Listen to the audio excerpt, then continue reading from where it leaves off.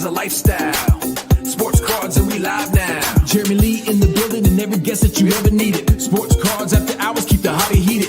Updates, hobby talk like you never seen it. Sports cards live and none could ever beat it. Sports cards is a lifestyle.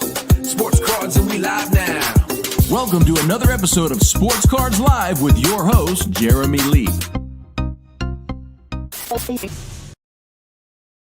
What is up, everybody? Welcome to episode number 293 of Sports Cards Live. It is Saturday, December the 13th, 2025. My name is Jeremy Lee, and a few quick announcements before we get to it. Fanatics Collect auction ending watch party. The weekly version is tentative for tomorrow night. If you are thinking about adding a Grail to your collection, check out fundyourcards.com. They can help you convert your cards into your Grail.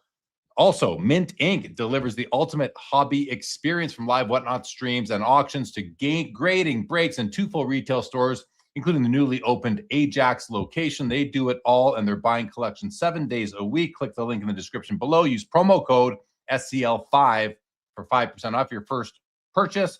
Shop online anytime with worldwide shipping. Mint Inc., where the collecting comes to life. If you're looking to sell your vintage collection, Leighton Sheldon to Just Collect offers competitive and transparent valuation and payment processes. He would love to speak to you. Email Leighton at justcollect.com. And GP Sports Cards has hockey breaks every Wednesday and Friday right here on YouTube. Check out gpsportscards.com for breaks and product drops. And if you want to sell your cards on eBay and want to skip the hassle, message me directly on Instagram at jlee_sportscardslive or email me, jeremy@slabsharks.com, and I will help you consign your cards with Slab Sharks. And if you are including comps in your valuation work and you're ready to scrutinize the numbers the way you should, some data is better than none. Card Ladder is what I use on the regular. Affiliate link in the video description below for Card Ladder. Check out the front row cardshow.com for shows and location dates near you.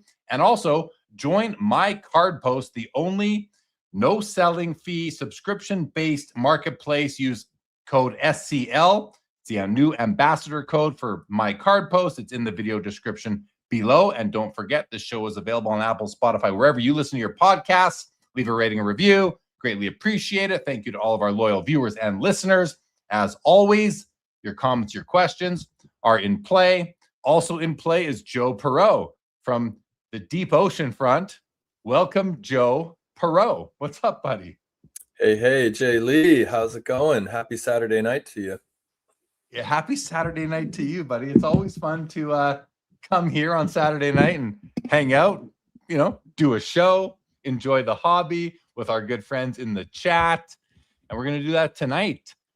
We have a good show. We got you. We got Joe Poirot, everybody from Santa Cruz. We're going to have Ryan Veres from Burbank Sports Cards will be joining us as well. Leighton Sheldon is at the Philly show. He'll be joining us a little bit later this evening. And Josh Adams as well. Chris McGill, still under the weather. So he had to call in sick, but you never know. Who knows? Maybe he'll decide to click that link and make his way over here. But no pressure, Chris. Obviously, not expecting him to do that. But it would be great if he could, but he can't. He'll be back next week, he did mention, which we are looking forward to that.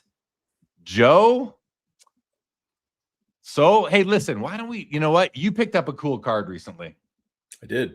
Let's jump right into that. Talk about that card. Then we'll say hello to everybody in the chat.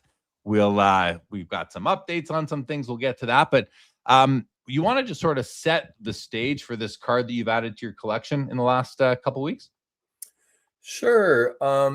It sort of, is my want to, I was kind of still drawing on a little bit of the war chest that I had developed, and I had my eyes on some of those upper deck mid 2000s, late 2000s, and was really feeling the hankering for getting some MJ into my collection. I mean, I've got some MJ here or there, got a Fleer, got a lot of the, the basic issues, and then a few star cards up my sleeve, nothing big. But I was just, maybe the Cajun bug was hitting me or something. I don't know. Just feeling like, I need to flush out my MJ holdings a little bit.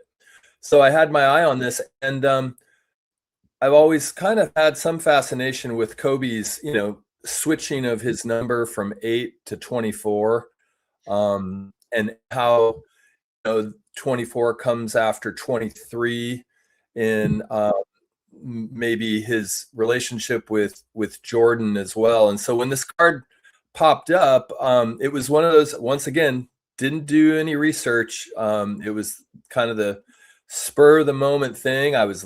Had you in one ear going through the auction on a Sunday night, and I was just like, wow, I'll lob in a bid and see what happens. And so worked out, and I'm happy it did. It's an Upper Deck Premier. Bring it on the screen. Shall we share it? Yes, please. All right, let's take a look at this card, guys. There we have it. I'll make it a bit bigger. So just for anyone who might be listening, it's a 2008 Upper Deck Premier Michael Jordan, Kobe Bryant Remnants quad jersey card, game used jerseys, number 34 of 50. Beautiful pictures of both players. The jersey windows are shaped like the numbers 2, 3. So there's 4 windows, jersey windows. There's a 2, a 3 for MJ's 23.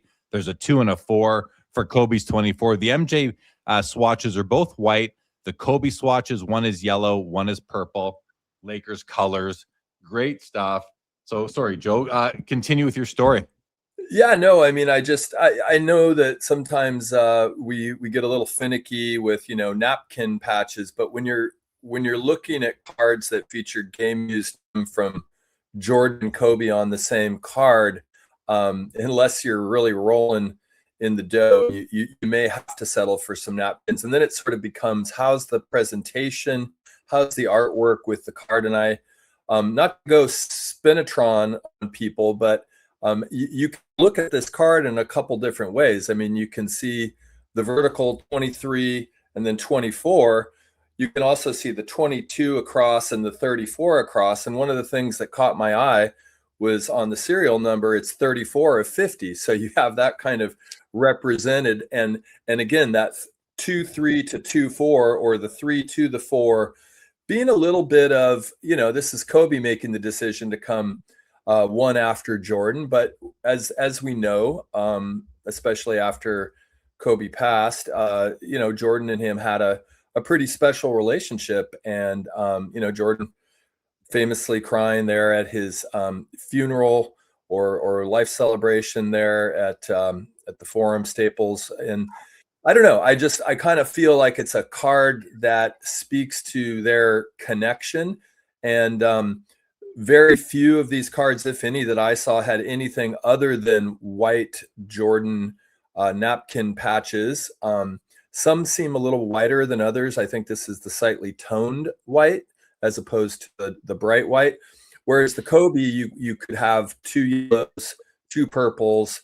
I think there is even some white. So I did like the purple and the yellow for the Kobe. And yeah, I just kind of feel like this era of Upper Deck, it's capturing Jordan in a Bulls uniform. I think there's 1 or 2 more years in this run, or maybe this is the second to last year of licensed Upper Deck, where you get to see Jordan not in a UNC, Tar Heels jersey, but in the Bulls jersey. And obviously, 2008, it's past his playing days, but still you're getting something that features him in a Bulls uniform, which, to me means a lot. And it's certainly Kobe playing day. So pretty cool card. What do you think? Well, the jersey pieces are playing days. The card itself might not be, but the jersey pieces are. So that to me is super important. I love the card. I mean, you sent it to me showing me what you did, and I love it. I think it's a beautiful card. I love the pictures. I love how even in the background of the MJ oval, you've got the red in the back. On the Kobe, you've got the purple in the background. You got the 2-color Kobe jersey pieces. Like you said, when it comes to MJ, couple of white jersey swatches, game used, like it's still game used memorabilia. That's just super, super cool. The design is gorgeous. It's Upper Deck. They always have and probably always will make the nicest cards out there, in my opinion, modern wise. So, I mean, it's a great card, man. And like, I don't even know when I noticed the grade, because it doesn't even matter. They only made 50 of these, and it's just a beautiful piece. So It's nice to have it in a slab. It looks good, but this card is just awesome, man. So yeah, congrats on adding it. Yeah. Thank you. Yeah. And yeah, they are susceptible to chipping. As you can see, it's a 9-digit cert number. So definitely in the modern, very modern or recent PSA slab, I feel like a set as a perfectly respectable bid. And I guess, I am a creature that is susceptible to larger market trends. And when that Jordan and Kobe card sold for, what was it, $15 million? I mean, obviously a Logerman patch is not a napkin patch, but it did cross my mind. That might be the most potent combo of sports figures that you could possibly have on a card. I mean, I'd invite the chat to name some other combos that they would like to see. Maybe a Gretzky and a Hole, or Gretzky and Ovechkin or something. I don't know. Like the hockey world, that's not my bailiwick, but in terms, Brady and Montana, I don't know. I'm trying to. I like Brady, Montana, Tiger Woods, Jack Nicklaus comes to mind. Ronaldo, Messi comes to mind. Babe Ruth, Mickey Mantle. But all of everyone I just said, I don't think beats out MJ Kobe as being the top potential combo on a card, on any sports card ever. I mean, some people will argue some of those other ones I mentioned, like Messi, Ronaldo, as an example. But I don't think anything in hockey really comes close. And, I'm predominantly a hockey guy. So, but I don't think anything really there could challenge the combination of MJ and Kobe. So I don't know, man. I think you did just fine with that card. It's a beauty. So congratulations. Yeah. We've got Paul for the game. Good evening to you. Good to see you. He says, scored a 25 and hit it right on the head with my assessment. He's talking about the hobby spectrum assessment, 25 on the collector investor spectrum. Thanks for doing that, Paul.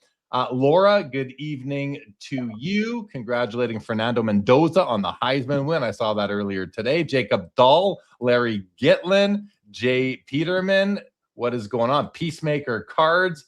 Good evening. Jacob Dahl, having a hobby dilemma. I have $100 to spend and can't find a card I want. Be patient. There's always cards coming up. Matt Fox, good evening, Matt Fox. Yankees fan, Stukes. Trees and Cardboard, Rob Star, what's going on? Outlaws is here. Clifton is here. Sebastian, good evening to you. Speaking some French in the chat. Orlando, hello.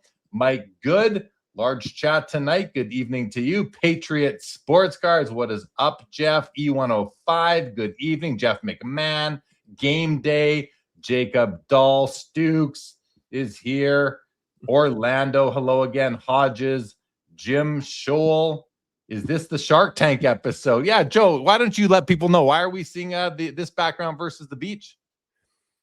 The beach was just getting a little broken up on the visual effects, and I with my lighting tonight, this just seemed to be working better with the colors and everything. So, Double D, Dylan's Vintage. What's happening, Dylan? Jayhawk, good to see you. Welcome to the show. Chris says, sweet card, Joe. Very nice. Lots of people liking the card. Yankees fan, hello. For the game, likes it. Orlando, Stukes. Vintage is actually driving by Santa Cruz right now on Highway 1, Joe. Yeah.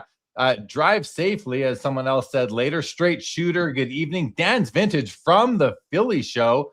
Dan, hope you're enjoying the show and picking up some sweet cards for your collection. We got Tony, Southern Collector, in the chat as well. Jayhawker, Hockey Card Exchange.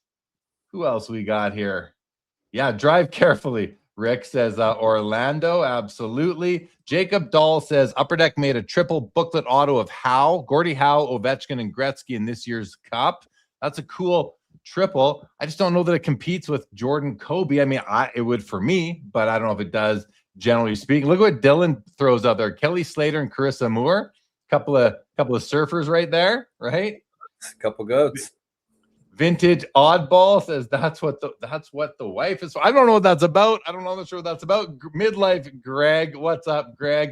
Anony says Gretzky Lemieux. I mean, I love that combo right there myself. Mookie says, give me a double D and Orlando patch card. Jeff's card journey loves the colors. Clifton says Gordie Howe and Gretzky. I mean, that's a good one for sure. Piper Mac, good evening to you. Ohtani and Babe Ruth from Junk Wax Museum. It's a good one. But does it exceed the importance of Kobe and MJ? I don't know. That's a good one right there too. But I don't know. I'd almost rather have Ruth and Mantle than Ruth and Ohtani, but I'm sure that's probably going to change over the next few years here. Piccolina says the Jordan Bryant card is no Picasso, but it's darn close. Cardboard art for sports fans. Yeah, it's a gorgeous card. Hello, Bobby Burrell. Good to see you. Welcome, welcome. And Laura throws out Ichiro and Pujols. That's a nice combo right there. Kobe Jordan is the U.S., the rest of the world, not so much.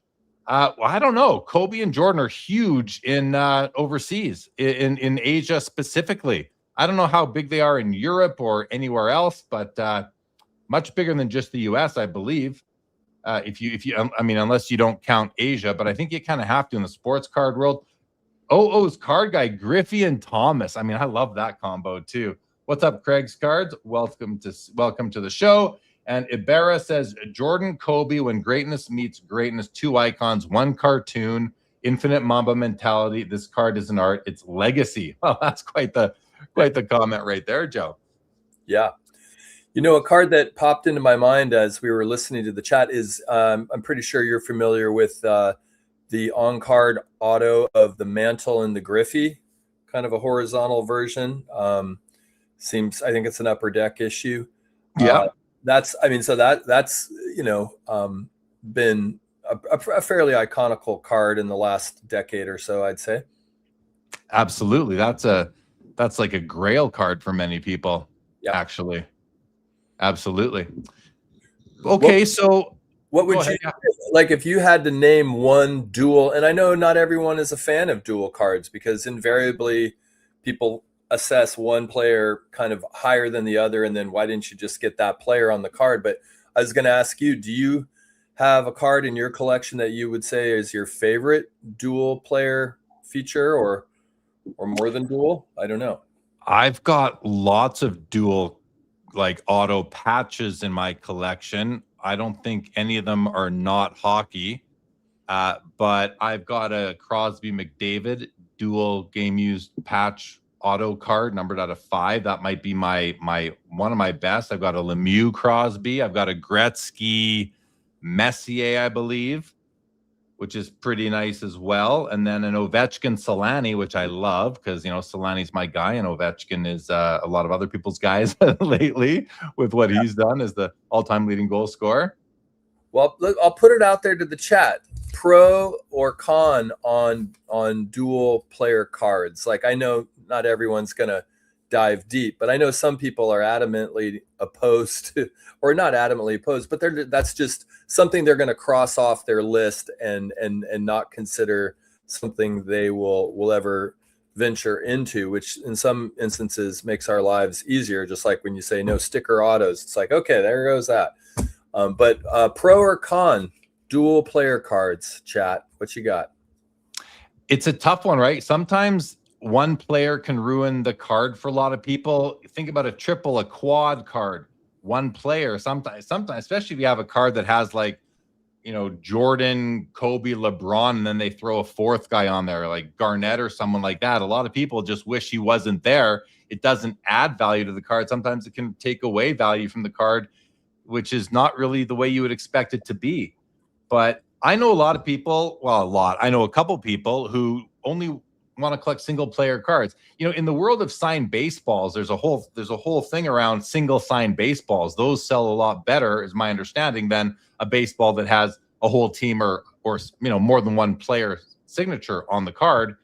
And I kind of get that. You know, you want it in the sweet spot. They display nicely. If there's ink anywhere else, it could distract you from the main feature of the card, that, you know, the Babe Ruth or the Mantle auto, again, in that sweet spot. But when it comes to cards, I love Upper Deck dual patch autos, but not any of them, Joe. Like, I don't add more than I add because I want to really love both players.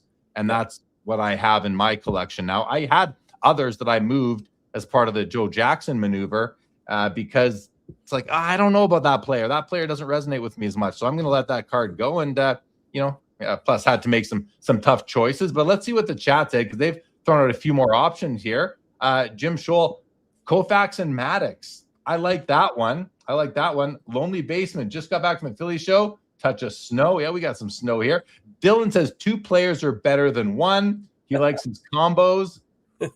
Vintage says Walter Payton and Barry Sanders patching the torch autos. That's a good call out right there. That's similar to me to the Mantle Griffey card that you just called out. Awesome cards for sure. Dylan says combo for the absolute win. Since I was a kid, nothing beat a combo card. Jeff's card journey though says most duels, meh, not interested. Cards guy likes duels, triples, and quads. JR dude, not sure if there is one, but an Orr Crosby would be a nice combo. I just don't know what the linkage there is though for Orr and Crosby. I mean, Orr and Makar maybe, or because Orr and the new Schaefer kid on the Islanders, because Orr was a defenseman. I'm not saying it wouldn't be a nice combo, but I don't know what the theme there is besides 2 iconic players. Pro on the dual card from Craig's Cards. Depends on the painting, says Clifton, or the pairing, says Clifton, which I agree with for sure. Bob Boozle, when it's 2 faces of the sports, it works. Agreed. Stukes calls out a 68 top superstar, Mickey Mantle, and Killebrew is one of his favorite cards. Great. Good stuff right there. Yankees fan likes them. Bob Boozle says, I like triple player cards for my teams. If it's your team, that makes a ton of sense to me for sure. Laura says there has to be a meaning to make the card special to tie the 2 players together. Hands down on the legacies with Kobe and Jordan. Orlando says prefer 1 player, but that Mantle Griffey is a beauty. Greg at Midlife, Upper Deck cards are such class. I wish they had more licenses. So do I. Ibarra, pros, 2 PC guys on 1 card. How does it get better than that? GOAT or not? All right.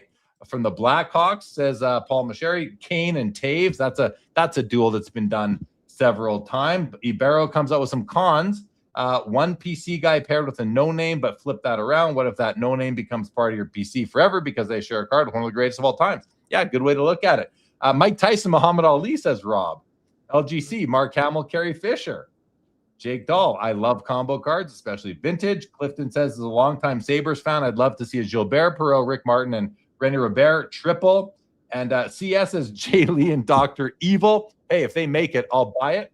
And Jake Dahl, an awesome combo. Ruth and Gehrig. Ooh, Ruth Gehrig, that might actually be for me, like the best one I've heard right there. I love that. I love that option right there.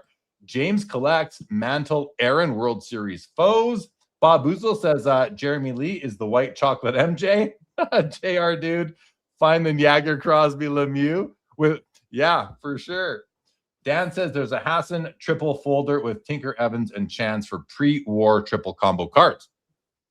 There you have it. So you can see it seems like more people in the chat like them than don't. Some people are going to the vintage world. Some people are making their own combinations up, and some are just happy with what's out there and available. So good stuff all right. Yeah, I like them. What I don't love, even though I've had them in the past. Most people have something like this, but like the Nolan Ryan rookie card, I kind of wish. And it's funny, just as I say it, Rob puts up Nolan Ryan and Jerry Kuzman. Like, don't you kind of wish that was just a single Nolan Ryan card?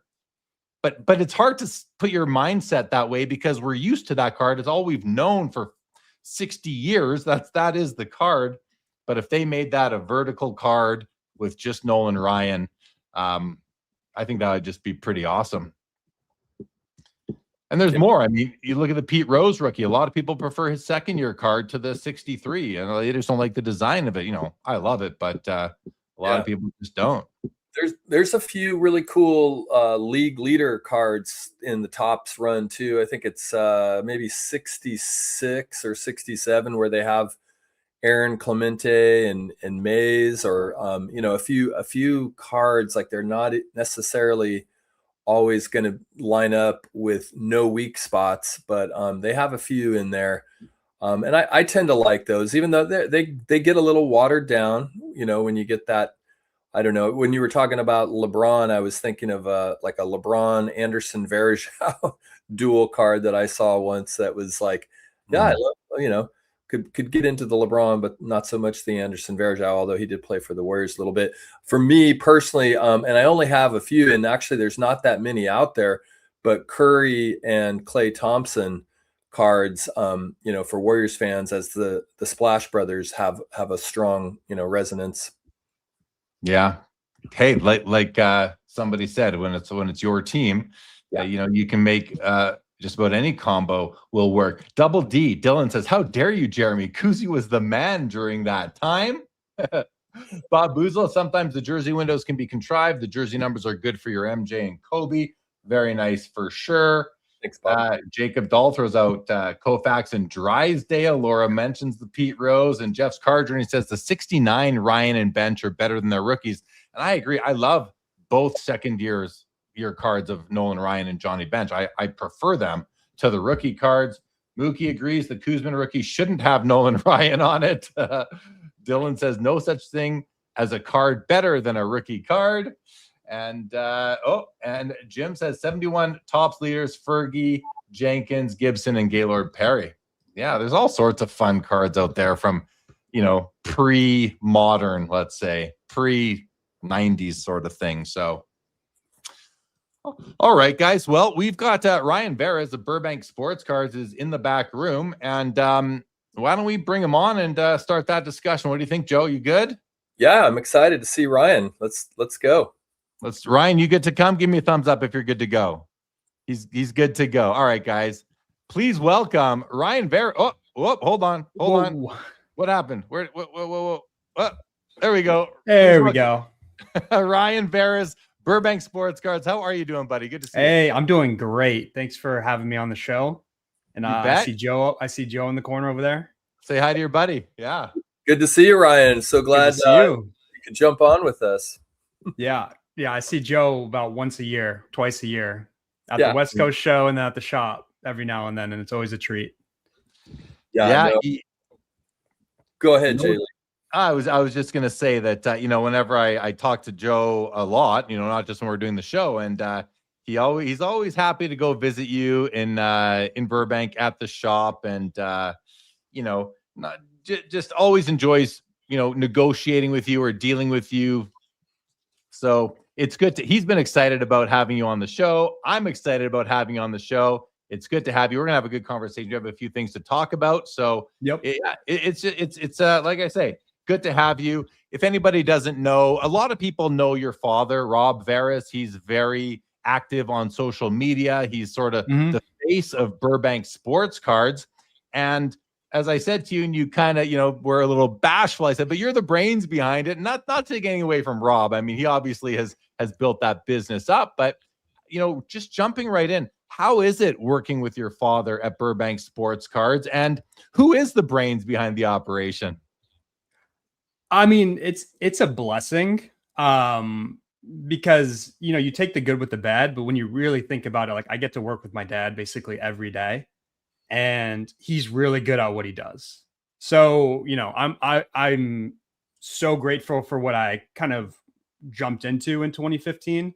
And, I take it for granted a lot because I deal with him again every day, but I still see, how really smart he is, how, good he is with what he does. And what he does is, merchandising and just being a human card sorter, essentially, and just coming up with systems. So, yeah, I mean, obviously, I love my dad. He's my favorite person in the world. He's my hero. It doesn't always seem like it from the outside. We argue a ton, but it's good. It's yin and yang, that's kind of how I see it. We keep each other on the straight path. And Burbank Sports Cards wouldn't be the way it is if I didn't join in 2015, and there would be no Burbank Sports Cards if Rob Veras did not start it, or did not take over in 1989 from the coin and stamp shop that he was working at. So it's been great. Yeah. So 2015, that's when you started. What were you involved in the hobby leading up to 2015? Were you collecting? Were you in the shop hanging out, or how did it work? How did you transition into your role? Yeah, so I would spend basically every summer as a kid just taking cards out of binders. My grandpa would hand me a mop or hand me, a broom, and I would go, do the stuff you didn't really want to do. But I would go to shows with my dad. I would go to all the hotel shows, and the vendors would be very nice to me. They'd give me, some Dirk cards or some like Peja cards, Peja jersey here and there. So I just kind of like filled up my binder a little bit here and there as a kid. So I'd kind of, follow him. Didn't really make notes on what he was doing. I just saw he was loading up dollies and carts of stuff, and I didn't know what exactly was on him. But then we'd get back to the shop and he'd be like, all right, I have 100 binders for you here. The month of July, your job is to get through all 100 binders and take all these cards out, put them into boxes, when I was 8 or 9 years old. But the initial transition into the shop, I did no cards for about a year. I was strictly just doing taxes and payroll and learning about, hiring employees and doing all the things that are the most important, I think, for a business, accounting. I did everything by hand. I would call in our payroll taxes, like all these crazy things that you don't have to do anymore. I learned from my grandfather. And then he ended up retiring in 2017. I took that over. And then once I was comfortable with that, I kind of jumped into the card space a little bit more. And I think a lot of people know that have been to Burbank, that are customers that are in the chat right now, that 2017, 2018, 2019 is when we really started ramping up with the buying and the selling, moving into the new building in 2021, and then outgrowing that building, and then moving into another building in 2025. That's starting to seem like it might be too small. And we just signed a 10-year lease. So, yeah. So things are great. And, hiring my sister and, her fiance too. So it's a real family thing. Wow. And, yeah. I was just listening to Dustin, the sports card dad, had your dad on for one of his 20-minute episodes. And I heard your dad say that it's like, we just moved in here and we're already full. Like we already could use more space, sort of thing. Yeah. Joe, you were at both locations. Like from your perspective, is not being someone who works there full time like Ryan does, how much bigger from your perspective, Joe, is the new location versus the old one? It's ample. And to back up just for a second, I was lucky enough to get into the store before the last store a couple times. I think I've first met your dad, Ryan, at the Mint, the first Mint collective show. And I think Jeremy and I actually sort of met him in person. Maybe he'd been on Jeremy's show before, so we had some awareness. And obviously he's been a big name in the hobby for decades. But going from the small shop to the medium-sized shop, and then stepping in just this last summer to the beautiful, Kobe LeBron mural outside. You got Ohtani. I mean, it was awesome. And I think I caught you on I think it was a Tuesday morning. And so it wasn't packed to the gills like I'm sure it gets when, on a slamming Saturday. Like today was a scene at the shop, but So it seems spacious, but I don't doubt with it being such a destination, and that's what it has been for me. Going down there, my dad lives in Southern California. I've had some friends down there at different points, and then there's the Burbank show 2 times a year, or the West Coast Card Show, as I'll call it. There's always an opportunity to stop by, and what's always impressed me is just the culture, the Southern California card collecting culture that I've seen down there. I think the first time I was down there, I was looking around the cases, I was saying hi to Rob, and then, there's Sasha T, there's Coleman Cards, there's, FD, or, all these people that I knew from the content world. And it's like, this is like the Hall of Fame of content / big name dealers. And I'm curious, like, I know probably all those people are very personally connected to you. Do you take notice of the culture that moves in and out of your shop in relation to how those are potentially influencers or big flippers in the outside world? Yeah, I mean, like Coleman Cards is, I would consider one of my best friends, and I've hired a bunch of dealers to work for me, like John for at Summit Sports Cards on Instagram. Again, one of my best friends, he works for me. Does all my sealed inventory now. He has a monstrous job doing that, but we wouldn't have this new building if it weren't for the local scene supporting us.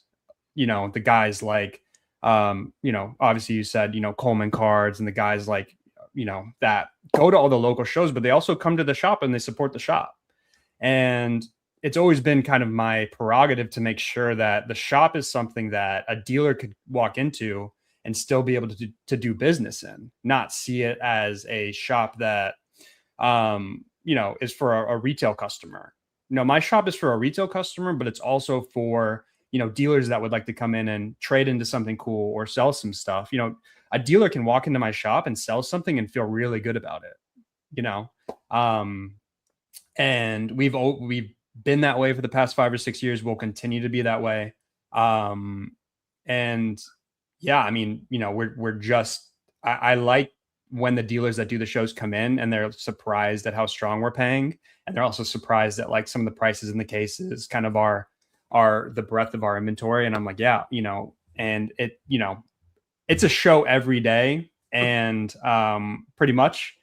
So that is kind of like the lifeblood of our store are these dealers that come in, because they supply us with the most amount of inventory, because they go to all these shows, they buy, they bring it in, they trade it, they sell it. And now you could be a regular customer of mine who comes in all the time. You want to see fresh cards when you walk in. That's where I'm getting the majority of them from. That's the coolest thing. Yes. And I heard your dad say that just this week too.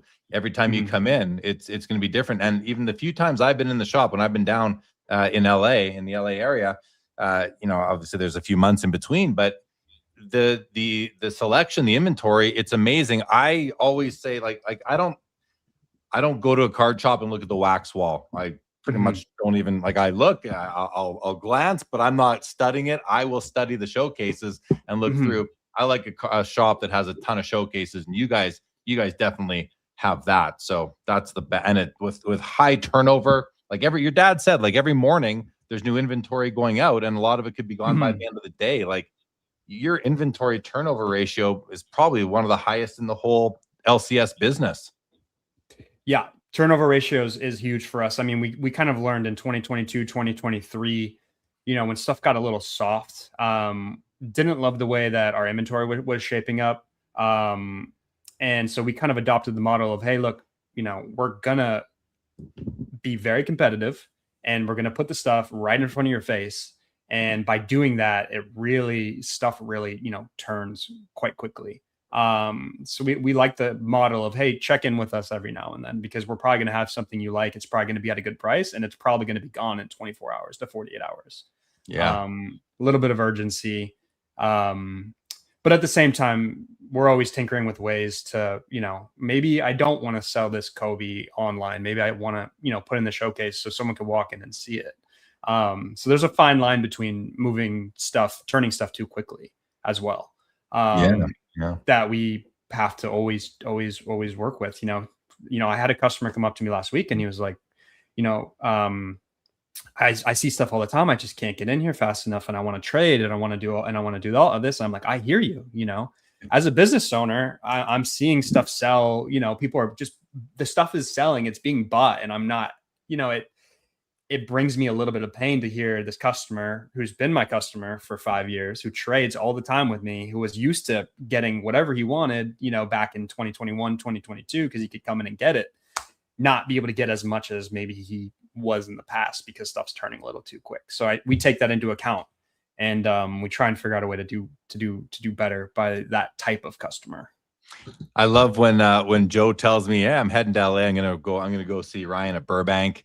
And then I know I'm gonna get pictures of cards to my text message inbox from Joe, and he's gonna be like, hey, what do you think? What do you think? What do you think? And I always remember Joe was, I don't think you mind me mentioning, Joe, when you were looking at that Raise the Roof, the Shaquille O'Neal, I believe, and yeah, the shack raised the roof, and yeah, Joe was like hemming and hawing over it. And but it's, you know, you're always gonna be able to find good cards at Burbank Sports Cards. So it's I bought a few cards when I've been there. Go ahead, Joe. Well, I mean, that sort of is the blueprint for me of bringing usually some small, medium, and large cards that I'm ready to just move off of. And the real treat for me in going into Burbank is moving, you know, in the neighborhood of 15 to 40 cards into one or two, you know, and that's I have some prized pieces in my collection that are the byproduct of that, you know, that sort of consolidation. And, you know, your dad uses this word all the time. It's probably a business term in other sectors, but liquidity, and just being able to have that frictionless transaction. You use the word trade, Ryan, and that it harkens back to trade. I mean, even though you're comping out like a machine, all these things that I'll bring you from vintage baseball to modern basketball. But at the same time, you know, I when I go through it in my mind, I think, okay, did having this in my collection amount to being as valuable as this, you know, select Ronaldo patch auto card that I was able to walk away with? And you know, for a lot of advanced collectors, having, you know, 2 or 3 cards that of significance that really means something to your collection is more important than a bunch of stuff that you've just acquired over the years. And they're not bad cards. They're just, if you pool it all together, you can get into something really exciting. Sure. And you learn from that too. You learn from what you bring in to a dealer at a show or what people bring to me. And you learn, you know, hey, you know, Ryan wasn't as interested in this stuff.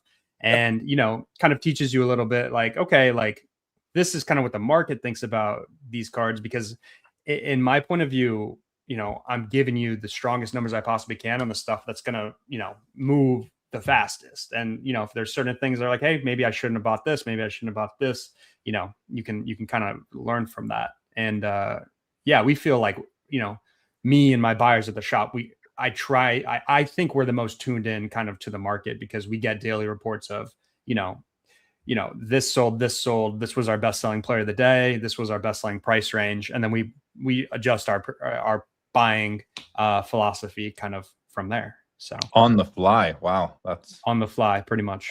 Could I ask a follow-up question real quick, Jay Lee? Yeah. Just because it sort of springboards off that, Ryan. Like, what I'm always curious about is you're comping so many cards, you're looking at so much data day to day. Are you able to track the larger trends, and or just is it more of an intuition, or you're just like, yeah, someone came in and bought out all our Kobe's yesterday? Like, how do you keep track of what's actually happening in the market when you're doing so much sort of granular work? Yeah, I mean, I think we kind of ran off of intuition, and we kind of ran off of like, to put it, you know, like vibes kind of for so long. And it worked because we were in a small enough building to where, like, okay, we're helping 20 to 30 sellers a day, and we're spending X amount a day. And we're like, hey, at the end of the day, we're talking, we're like, this isn't moving. Okay. This moves. Okay. And what I didn't realize was when we moved into the new building, how strong the demand for like the ability to sell cards would be in the shop. And we're ending up with days where we sell to 100, we buy from 120 different people. We buy from 150 different people. Like, you know, today on a Saturday, I wouldn't be surprised if we bought from 175 people. And, you know, now we're at a point where I'm like, hey, I need to know, like, you know, we need to make sure that, you know, we spend $100,000 on singles on a Saturday, and we spend, you know, 50 to 60 to 70 to $80,000 every day during the week. You know, that adds up. I'm spending $500,000 on singles in my store. And so, yes, like probably about a year ago, we started saying, hey, we need clean data. And what I mean by clean data is, you know, I need meta fields attached to everything. So I need sports, I need players, I need sets. And we started there. And then what we started doing was tracking historical data. So I can kind of tell you, I can go back to June or July and tell you who our hottest sellers of the month were. I can tell you what our best price ranges were. I can tell you what our worst buy was from a certain month that sat the longest and I lost the most on. And I can tell you what my best buy was. And we had to do that, one, for my own sanity, because I kind of felt like everything was going well. But again, when you're spending $500,000 just on singles on a weekly basis, you actually have to put it on paper and explain. And, you know, the nice thing about working again with my dad, and we're, you know, a private business, it's me and my dad, half and half, is, you know, I don't really have to explain anything, honestly, because we trust each other so much and we see the way things are going, you know, but at the same time, it's nice to put things on paper and jump into these meetings and be like, this is the trend we're seeing for the past couple weeks, and this is what we expect. So I've done that kind of for singles and also for wax. We have historical data back to June, and we have, you know, trends, and we've kind of built tools for ourselves to be able to tell ourselves like, okay, it's okay to spend more on this than you think it is, because we need it, because it sells, and because our customers ask for it. And if we don't have it, they're going to be upset. They're going to be mad at me. And I don't want my customers being upset at me because I don't have enough Kobe's in the store and walking into my office and banging my door down. So yeah, we've been aggressively working on things like that to make the experience better in the store, for both our sellers and our buyers, because it's a dual ecosystem, which is pretty interesting. I want to ask you, Ryan, like, you know, Joe's question, I love the question, but I want to like dig a bit deeper into there, and really like just the sense of value that you have in your own head. If you were to be stripped away of Card Ladder and vintage card prices, and any other don't take Card Ladder from me. Don't take Card Ladder from me, he said. But like, if you were stripped away of your comp resources, do you like, I feel, and Joe and I were talking about it, like, I feel like you must have a really strong gut feeling for what cards are worth. Like, if you're buying that much out of the store every day, you must just have a really, or do you have a strong gut feel for what things are worth? And I would feel like, based on what you said, that you also would have it in a very current time. Like, things are changing so fast in the hobby.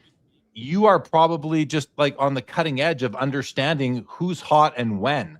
So could you do your job without being able to research everything? And I know it's a silly question. It's kind of silly, but I guess I'm just trying to really get at how tuned in is your gut into values of cards these days?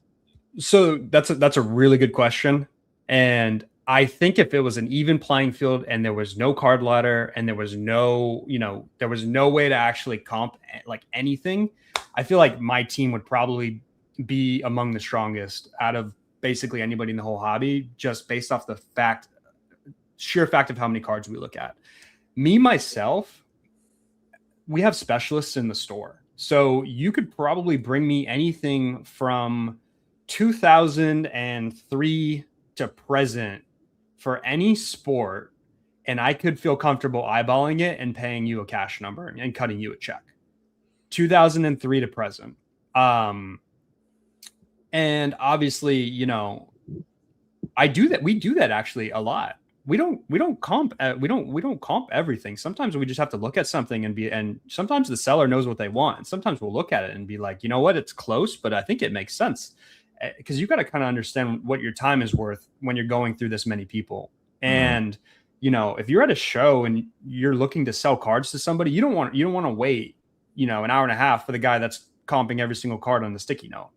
So I think you can develop real strength in the hobby by not being a percentage guy and not being I have to comp everything guy. There's a lot of those guys out there. You can go to any show and, you know, I hate my least favorite question in the whole hobby is, what percentage do you pay? I think that's the lamest question in the whole hobby. As a seller, you should not be asking anybody, what percentage do you pay? And it's even worse when you're a buyer and you're saying, I pay 85%. Because what do you pay 85% on? And if you're a seller, you know, I don't know what cards you even have. So how am I supposed to tell you what percentage, you know, I'm paying? You know, it's especially pretty rampant in kind of the gaming scene. A lot of the gaming, you know, the Pokemon and the One Piece and stuff like that. It's really like, well, you know, they call on the phone and they kind of want to know what percentage you're paying. And it's a very generic question. I don't really know what you have, and it's really hard for me to dive in on the phone. You know, what are you bringing in? You know, I like to say that we're going to pay you fair. We're going to take care of you. You know, give us a shot at least, and we will, you know, make you a very fair offer. And I don't think it's disingenuous to say that like Burbank doesn't offer, you know, a percentage that we pay. We offer fair, and we're going to look at your cards. And if you have an 86 Fleer Jordan, there's a world where I might wake up and almost pay you pretty close to what it's worth, depending on what it looks like. And again, you know, eye appeal is so important. You know, not all 8s are the same. So you got to kind of strip back the whole. I think the hobby's gotten into a really bad spot with percentages. I think you kind of have to look into it a little bit deeper and you know, evaluate the cards. And, you know, I think it's very fair for a buyer and a seller to meet in the middle and be like, hey, let's value this card together, you know, and then I'm going to figure out, you know, what's fair to pay you. You know, let's work together and value this card together based off many factors. You know, an exquisite 03 LeBron could have 3 patches or it could have 1. And that could be a $250,000 difference. You know, what are you paying on 2003, you know, exquisite LeBron rookie patch? I don't know. You know, let's see it. Yeah. Let's see it. Let's see it. And then let's talk about it. And, absolutely. You know, yeah. So that number one pet peeve. I don't even remember what your question was, but that's okay. Yeah. Well, it's good. All right, let's do this. There's a few. Joe, did you have something you want to jump in with quick? Because if not, I'll just say that to vouch for Ryan, since I've worked with him multiple times, both in the Burbank shows and in the shop. He is an expert at just creating almost a little range of piles where, you know, I'm not even going to mention percentage, but just paying, you know, stronger, a little less strong. And then sometimes just cards that he's not even comping, but has enough of a skill set. So answering the question for him, Jay Lee, I think he's pretty damn accurate, even without his tools, but he uses the tools. I would like to throw in one thing here, like I was saying, specialists in the store. You know, if we didn't have any comping ability, vintage goes to Rob, 03 to whatever goes to me, and then any current new products just go straight to my buyer, because when a new product comes out, they're looking at that stuff all day because people are ripping it and bring it to them. I don't know exactly, you know, Topps Chrome Update Baseball just came out. I'm not exactly sure on a lot of the new inserts and short prints, but I'm sure my buyers have seen a ton of it. So we would delegate, you know, that way, and then we'd be able to do it just off the dome, basically. Yeah. Yeah. Right on. Mm-hmm. Yep. So we had like a list of topics and questions, and we haven't even really touched on them yet, except for maybe one. I want to go to some comments, and there's a couple questions in the comments, Ryan and Joe, that were on the list. So we'll get to those as we go in order. But the real Mike Petty says the Veras family are a national treasure, Burbank's finest. Even Mike Petty has met Ryan. He's a chip off the old block. Yankees fan, welcome Ryan. Great family and store. Bob Boozle, Veras family built something great, and they champion the collector. Here's the first question that ties into a comment. Those back pages says, did Burbank leave eBay yet? So this ties into an announcement I think that Rob made 6 months ago or so. My understanding is that, Ryan, is that the Burbank inventory was listed on like the Beckett Marketplace. I forget whatever that was called, or I don't even know if it's still around, whatever that's called. And then you had items listed on eBay, and then you were going to leave eBay and move them all to Fanatics Collect. I don't know if my understanding is correct, so fill me in if I wasn't. What is the status of that transition? Yeah. So when we decided that we were kind of, hey, we're leaving eBay, we're going to pull items, you know, we're going to do this whole Fanatics Collect thing. Our understanding was this was going to be a 2 or 3 month thing. The tech was, you know, coming. You know, it's quite the undertaking. They're building a brand new platform. But basically the way our inventory flows is we have the Beckett Marketplace. We have 40 million items on there. All that's going to Fanatics Collect. I believe it's done as of like today. And then we would essentially take all of our eBay items down and then just straight up list them only to Fanatics Collect with best offer available.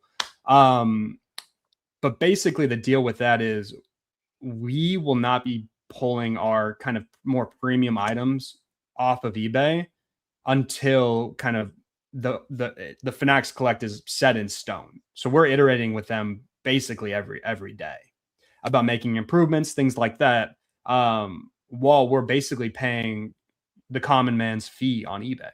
So we're not getting any sort of deal anymore.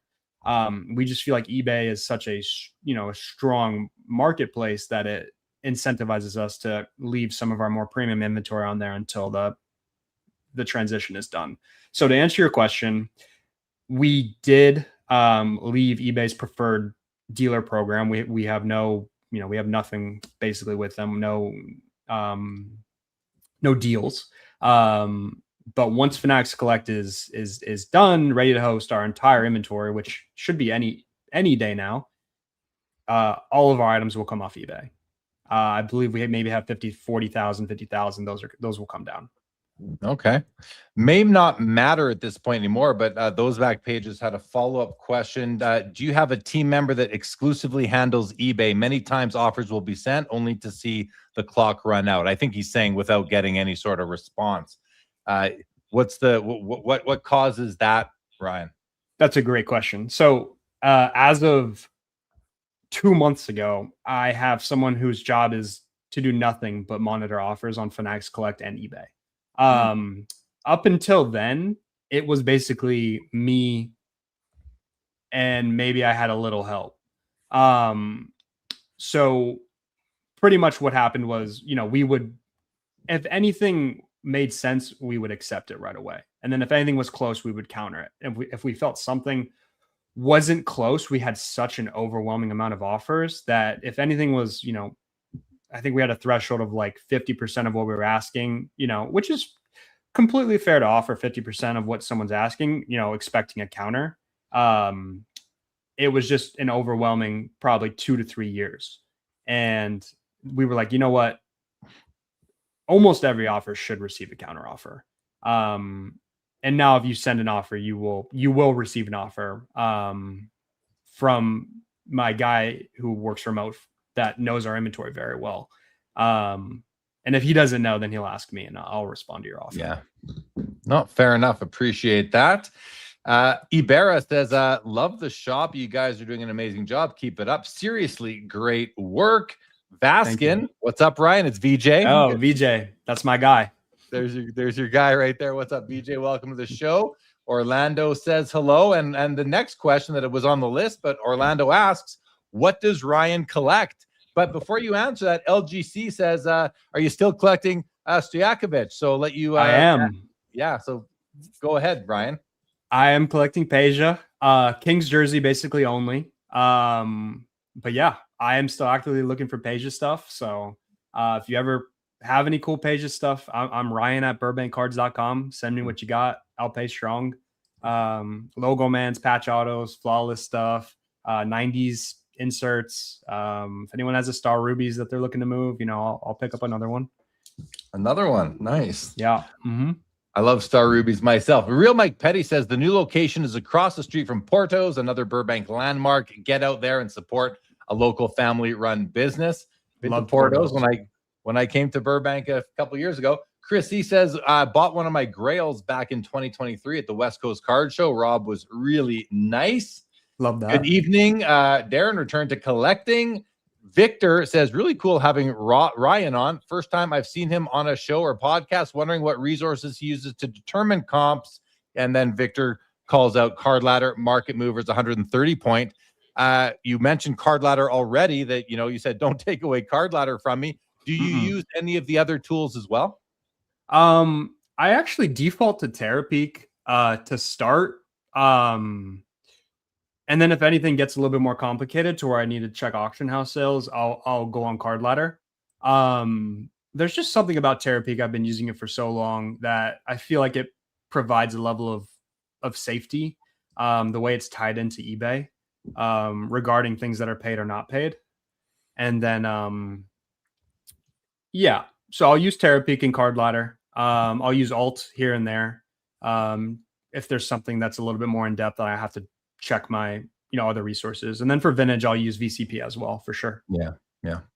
Not alone with that. Chris C went to Burbank Sports Cards in 2024 when I was down there and bought 2 Kobe cards for the PC, fairly priced, and was treated well. Wish we had a shop like that where I'm at here in Northern California. Nice Thanks, comment. Chris. Hello to the professor who frequents your shop, I believe, Ryan. Orlando, Ryan, how's the deal with Fanatics? Okay, so we kind of got to that one already.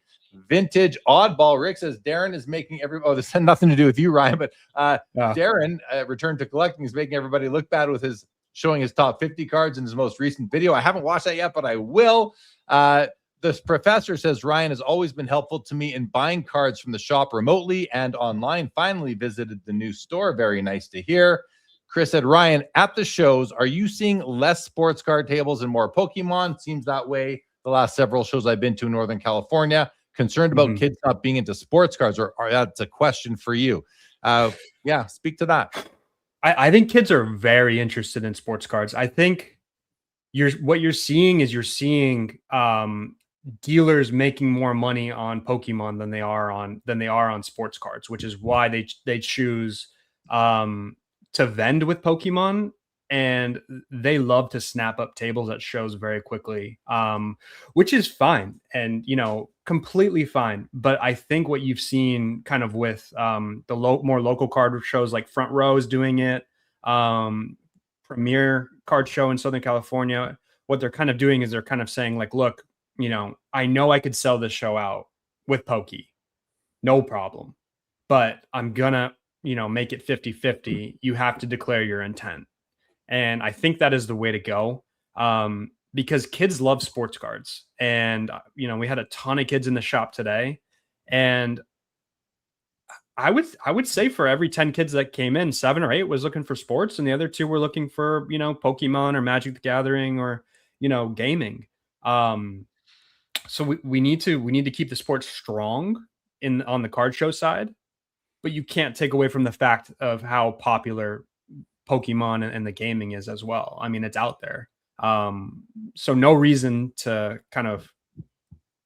I think things need to be changed in the card show scene a little bit to kind of like, hey, declare your intent, and then we're gonna format the show this way. Pokemon's over here, sports are over here. Everybody go have fun. Not, hey, first come, first serve. Whoever pays me the most for tables is gonna get it, because the Pokemon guys are gonna win. They're just gonna win. They're just gonna win.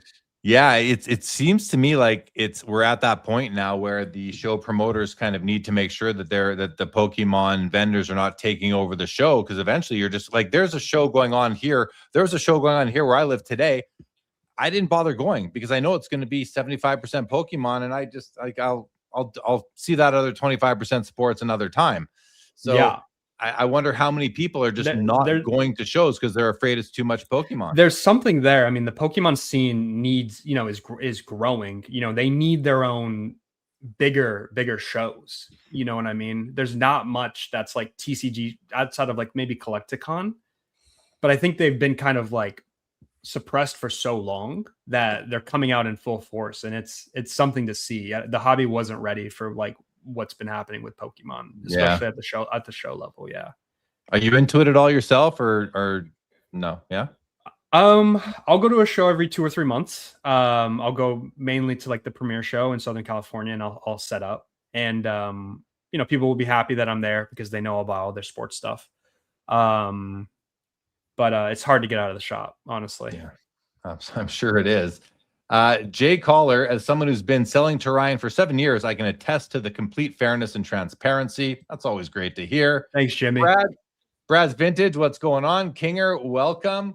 Park here says, eternally grateful for Ryan. Thanks for the quad auto MJ, Kobe, LeBron, Melo, and triple auto MJ, Kobe, Eric. J. Anybody else want to thank Ryan for their cards? Because I'm sure many people could. HC Exchange. All right. Question for Ryan. I'm about to open a store this week, and I know he is opening up a store in Canada. What would be an important piece of advice you would give? That's a pretty open-ended question, Ryan. But I do have something. I mean, become friends with every shop owner within 3 to 4 hours of you, and try not to have any enemies, and do your best to talk to those shop owners, because what happens is you'll form a good network of friends that, I like to think that I'm friends with every shop owner in Southern California, and we will trade product, we will buy product, we will direct customers to specific shops that do specific things very well. So create that network, be good to your customers, and don't rely on straight distribution from the manufacturers, because you're going to have a bad time. So that's what I would say. Yeah. Good advice. I think you came up, that first piece of advice you gave, I don't think we were expecting that. And that's the insight you get from someone like Ryan Veras from Burbank Sports Cards.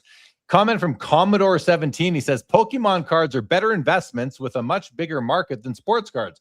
Pokemon will always dominate in card shows.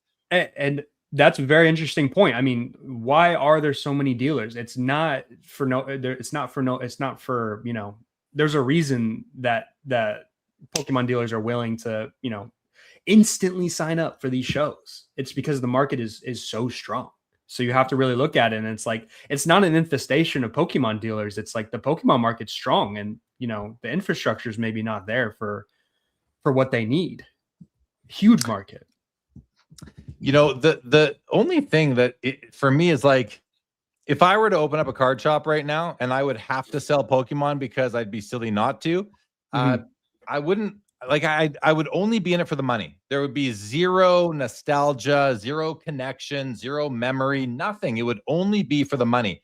And I feel like, I'm sure some people get mad at me, but, if you are over the age of, I don't know, 40 maybe, and you're collecting Pokemon, are you really collecting Pokemon because you love it, or are you just in it for the money and the game of it all, which is fine too? That's okay. But the comment from Commodore is, that they're better investments. I mean, that's fine and all if you're just looking to invest, but I don't go to a card show, just to invest. I certainly don't go to a card show to look to buy things that I have no interest in other than money. I want to buy cards. I want to buy sports cards. That's what I love. And I think a lot of people watching this do too. So, but the other thing about Pokemon will always dominate in card shows. I mean, it's like brand new that they are dominating, and they're not dominating card shows yet because some shows aren't letting them dominate. They are making sure that they're almost all called sports card shows. Very few are called card shows. It's a sports card show that is, even Burbank is called Burbank Sports Cards, yet you sell TCG, right? You're not going to change the name of your shop to Burbank Pokemon Cards unless you open a secondary location. Hey, so you never know. I'm writing that one down. Hold on. Yeah, there you go. There you go. So I don't know. I don't think I hear where Commodore is coming from, but I disagree on both points. The better investments. I mean, it's easy to say that right now, just like we could have said about sports cards in the peak of the market in 2022. You could have said that as well about sports cards. Are Pokemon cards really better investments? I don't know. I don't really care, to be honest. And will they always dominate card shows? I don't think they're going to dominate card shows, because I don't think that unless the National and the Expo and the Philly show and the Dallas show and the Burbank show basically convert to TCG shows only, in which case sports card shows will sprout up elsewhere. So I just don't think that's true, and I certainly hope it isn't, because then I'll stop going to card shows. So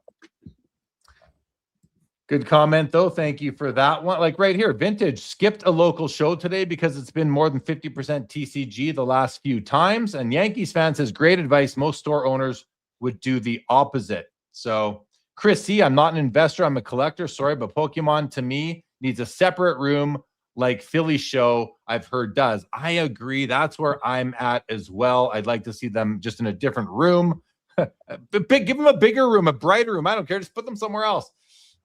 And again, I've said before several times, I don't mind walking by the Pokemon tables on my way to the sports card tables, but if it's like 3 Pokemon tables for a sports card table, then I'd rather just go to a different show. Sammy Hill visited the previous Burbank location for the first time last fall while visiting family. It was on the bucket list. Can't wait to visit the new location. What's it like, Ryan, to know that your business is on people's bucket list? It's honestly, that's what drives me, because it doesn't scare me. It just kind of motivates me, because we have an obligation to be great. So when I see people say that, call Burbank Sports Cards a bucket list, I'll be up at 7 a.m. tomorrow morning making sure there's something in the works, so we can stay a bucket list. So that's my goal. I want to stay on the bucket list. Yeah. Ryan, there's been lots of talk lately in hobby content narrative, and with good reason, with this PSA offers business, and I guess there were offers made on some cards, and the grade went up, and then the hobby narrative went wild that maybe PSA is buying cards, increasing the grade to get more for them. And then it came out that, well, they're not buying the cards. It's specific buyers that are approved by PSA to buy through the PSA offers program. And then it came out I just saw this today or yesterday from both Dan the Cardman and Neo reported that actually a sister company of PSA, I forget what it's called, is perhaps purchasing cards through that offers program, which people see as a conflict of interest. I think it's called Power Packs. I made the note. With all that on the table now, Ryan, is Burbank Sports Cards one of these approved buyers on the PSA offers program? And are you putting in offers to be there when cards do pop, when grades pop? Yeah. So we are. I've been a buyer for a while, probably 2 or 3 months. And I was approached about it because the team that works on it was also, some of those team members were working at Fanatics, and they kind of knew me previously, and were like, "Hey, would you be interested in trying this?" And I was like, "Yeah, 100%. Seems really cool," and it is. We kind of set the parameters and be like, "Hey, anything from this stuff that supports our shop, Ohtani, Dodgers, Lakers, LeBron, we're interested in." The interesting thing is we don't actually even put any offers in ourselves. We kind of just say, this is the price range we're looking at, and this is the percentage of card ladder we'd be willing to pay. And then if something flows through PSA, it'll come straight to us. They'll ding our bank account, and we'll buy it. So it's been really cool. I would say the volume that we do with that is not super high. But it's a nice little supplemental stream where I'm like, I need 03, LeBron PSA 10, tops rookies. And I will pay so strong. I can kind of tell my guy, hey, let's do it. And then I'll get them. People will be very happy with the offers that they're getting. Yeah, I see it as a really good thing. I haven't really looked into, I'm sure it's an operational nightmare. And that's kind of all I think of it as, is an operational nightmare. Mm-hmm. Because the fact that you have to manage other people's cards in their vaults and then have them field offers and then take payment from the buyer and then pay the seller and do that all yourself seems really tricky to me. Yeah. So, yeah. I appreciate it. And just 35 Auburn I asked this question. I just want to make sure I didn't miss anything here. Ryan mentioned disliking blanket percentages and needing to see the cards. Same grades can differ. Can he discuss anything about Burbank buying through the PSA offers program? So you've done that. So thank you for that. Yeah. And then Clifton Card says, Ryan, have you noticed any effect on your in-store PSA drop-off traffic with the recent, in quote, scandals that have been in the news regarding PSA? Not really, no. I mean, and the interesting thing about this all is, it's a very weird situation, for PSA to be in. because obviously there's like a huge, conflict of interest there on a couple different fronts. But no, I don't think we've seen any, real PSA drop off in our store, to put it, double up on that. But no. Okay, go. Really. Yeah. Fair enough. Appreciate it. Good questions, guys.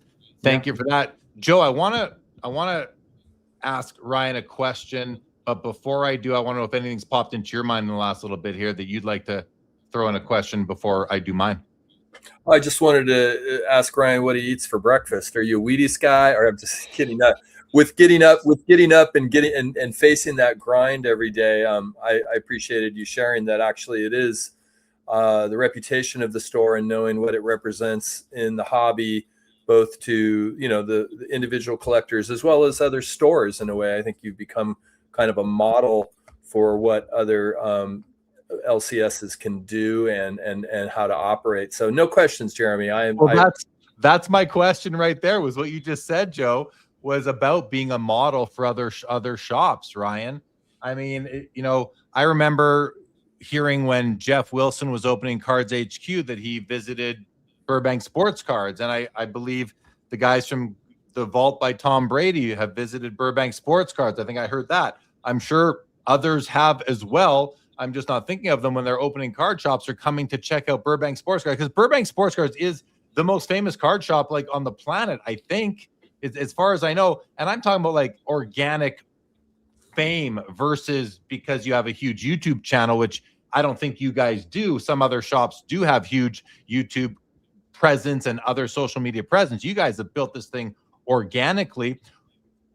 Is there any feel within you and your dad and your teams about like copycats or people trying to leverage what you have done and built for their own benefit? And if so, Ryan, like you just said before about when you were giving advice to HC Exchange, like, are you okay with it? Do you want to see other people copying what you're doing? What are your thoughts on that whole situation? I mean, card shops should be survival of the fittest, like 24/7. That's my take. You either can make it or you can't. And the interesting thing is Card Vault by Tom Brady, Chris Costa, good friend of mine. Love the guy. I would answer basically any question he ever asked me about basically anything. I just think he's a good dude. Jeff Wilson at Cards HQ. I also, I personally, I really like Jeff. I think he's a very sharp guy. But survival of the fittest. That's it. That's it. I will show you everything I do in my store. But we're going to work so hard every single day. Because we're driven by that fear that, there's other people doing stuff, every day that, there's people with huge technical backgrounds that are trying to do stuff. And there's people that have been collecting, forever, and they're putting together this contingent of collectors and they're opening a store. And, this is happening all over because cards are huge. And I love it because, you can't outwork the Burbank team. Yeah. You just can't. And we will make sure you can't. That is if there's one thing that comes from it, I mean, that's what I want to say. You can't outwork us because we are fearful every day that there's someone right behind us. That's awesome. It's a good way to stay sharp. In terms of growing the brand, go ahead, Joe. Go ahead. Well, it's a slightly different tact, if you don't mind, Jaylee. I was just curious. One of the guy who made the theme song for Sports Cards Live ran into some issues with the PSA authentication system and more so the U.S. Post Office and some disappearing cards. I wondered if you had any thoughts on just when or how you are engaged both in utilizing. Are you forced in some instances to go through PSA authentication before you go? I guess if you're getting off eBay, you won't be. But I'm also just curious, like, have you heard anything about the Postal Service scandal, if you will? Like there may be a ring, and like how does that land in your world, if at all? Yeah. I mean, when your intent is to buy as much as you can humanly buy, you run into these weird issues like with FedEx and with USPS. And then when you're also like a bucket list card store, that's kind of like the first name that comes up when someone who like steals a card wants to sell stuff. So yeah, we've been, we're in communication with FedEx and UPS and USPS about, things that have come in that, might have been stolen from packages and things like that. So we deal with that on that front all the time. And then we also deal with our own stuff being like stolen in the mail all the time too. So it's awful. But I would say if you're out there, especially right now with Christmas, and you're shipping anything over like $500, make sure you have like insurance, collector's insurance in some capacity, because it's really bad right now. Yeah. So bad. Yeah. The Real Ron Fig wants to know, are you hiring? Ryan at burbankcards.com. Send me your resume. I keep a stack of resumes at all times. So Ryan at burbankcards.com. Email me. Orlando says, Ryan, Rob says he is a fan of gambling breaking. Will you have live breakers in your shop? I thought your dad was not a fan of this. Must be tongue in cheek. I'm thinking this must be tongue in cheek. This guy's trying to start something. Well, not Orlando. I don't know. I don't think Orlando's the kind of guy that's going to try to start something, no. But I think he must be tongue in cheek. Chris C says being competitive and being honest is why Burbank will continue to thrive. JG says working in fear sounds like no fun. It's not fun. But it's not. It might not be fun, but it's the real world. I mean, it's like you said, survival of the fittest, competition. Kobe Bryant was the earliest guy into the gym every day because he wanted to be the man. You want to be the man. You want to lead your industry. You have to always understand that there's someone else nipping at your heels. So if you're not a competitive person, it's not going to be fun. If you're a competitive person, it's what you thrive on. Chris C says we did that one already. Carl Taylor, love visiting Burbank Cards. I've been twice with Mr. Petty and go there every time I visit LA. That's always nice to hear as well. Joe, are you good with your question? Yeah, you go. I wanted to ask you, Ryan, about what was first called the Burbank Card Show, now the West Coast Card Show. Really just about how impactful has it been for the retail location in terms of building that brand, maybe generating, incremental revenue due to it. Has that been helpful to the shop? Yeah, very much so. Not quite the revenue, because it's a very expensive operation, especially in Anaheim with unions and things like that. But that's not really why we do it. The main thing is just the ecosystem of the store, and then being able to filter the people that come through our store and be like, hey, we also do a show, and it's in Southern California. That's where you live, probably because you're coming to our store, and the show's awesome. And I think everyone that goes to the West Coast Card Show, has a great time. There's so many tables, and it has helped our brand like significantly. I did not want to do it. I did not want to do the Burbank Card Show initially. Rob was so stoked on it when we first had the idea, and I just had to let him kind of do his thing, and it worked out. The people we brought on to run it with, EJ, Dynasty Cards, and Jay, who runs the premiere show initially, did such a good job, and it scaled into a monster. And I love it. I love getting out of the shop for a little bit and seeing all the people I only really see at the shows. So much fun. So from a brand perspective, I think that's where most of the value lies, being able to like, hey, this is Burbank Cards, the store, and this is Burbank Cards, the show. And everyone's, most people are having a good time at both. So kind of creates a good connection. Yeah.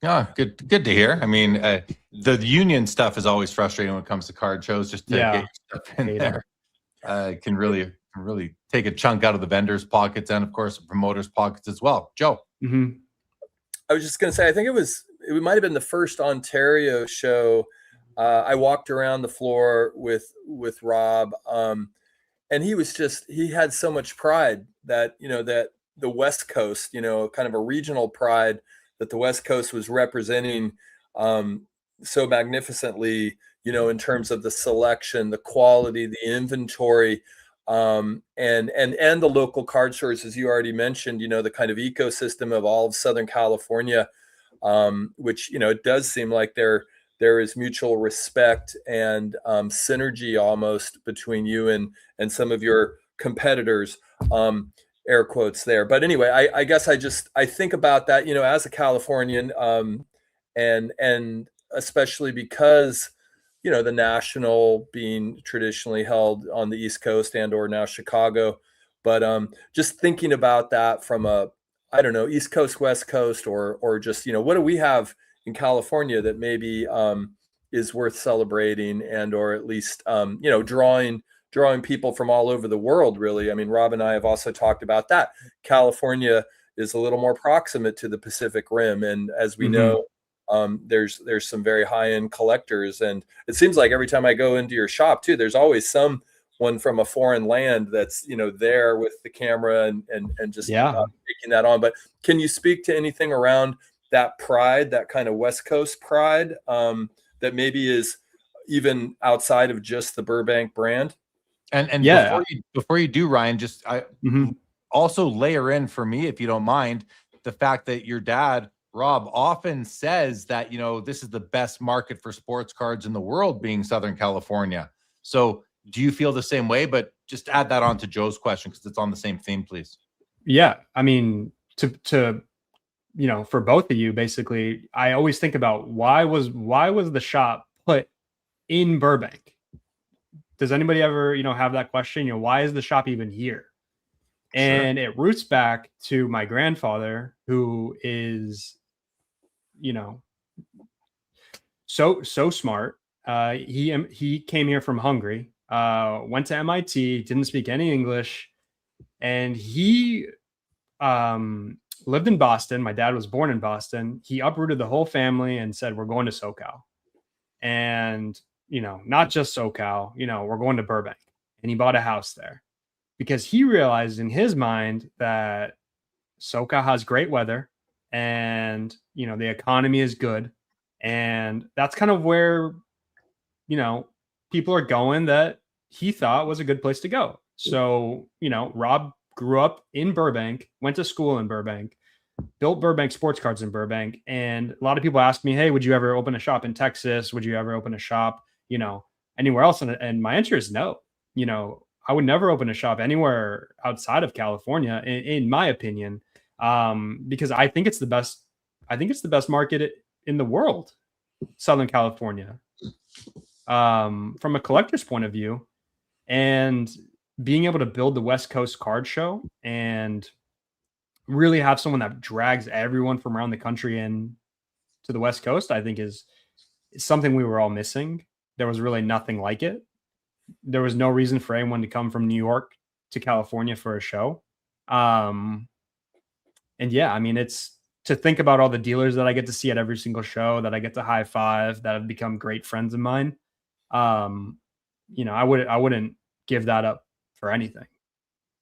Yeah, it's very nice. It's so cool, man. I love it. A couple more comments here. Vintage says, top talent and hardest working equals unbeatable combo. Works in every industry. Absolutely. Duke says, if your job is fun, it's no problem working and spending your time on your job. Absolutely. Carl Taylor, I think it's called being in business. Absolutely. Jean Martel, competition makes you better. Absolutely. Thorson, hi, Jeremy. We got Quinn Hughes. Oh, my God, he's a Minnesota Wild fan. And they just got one of the best defensemen in the NHL. So congrats to the Minnesota Wild fans. And I said fan, I meant fans. Oh, no. Rock Latex, I see the West Coast Card Show is now 2 weeks ahead of the National in July as opposed to the month after. Is that just a scheduling thing with Anaheim in 2026? And is this something you're even in tune with, Ryan, to speak to? Yeah, that was the date. So if we wanted to have the show when we normally have the show in that range, that was the date. So we took it.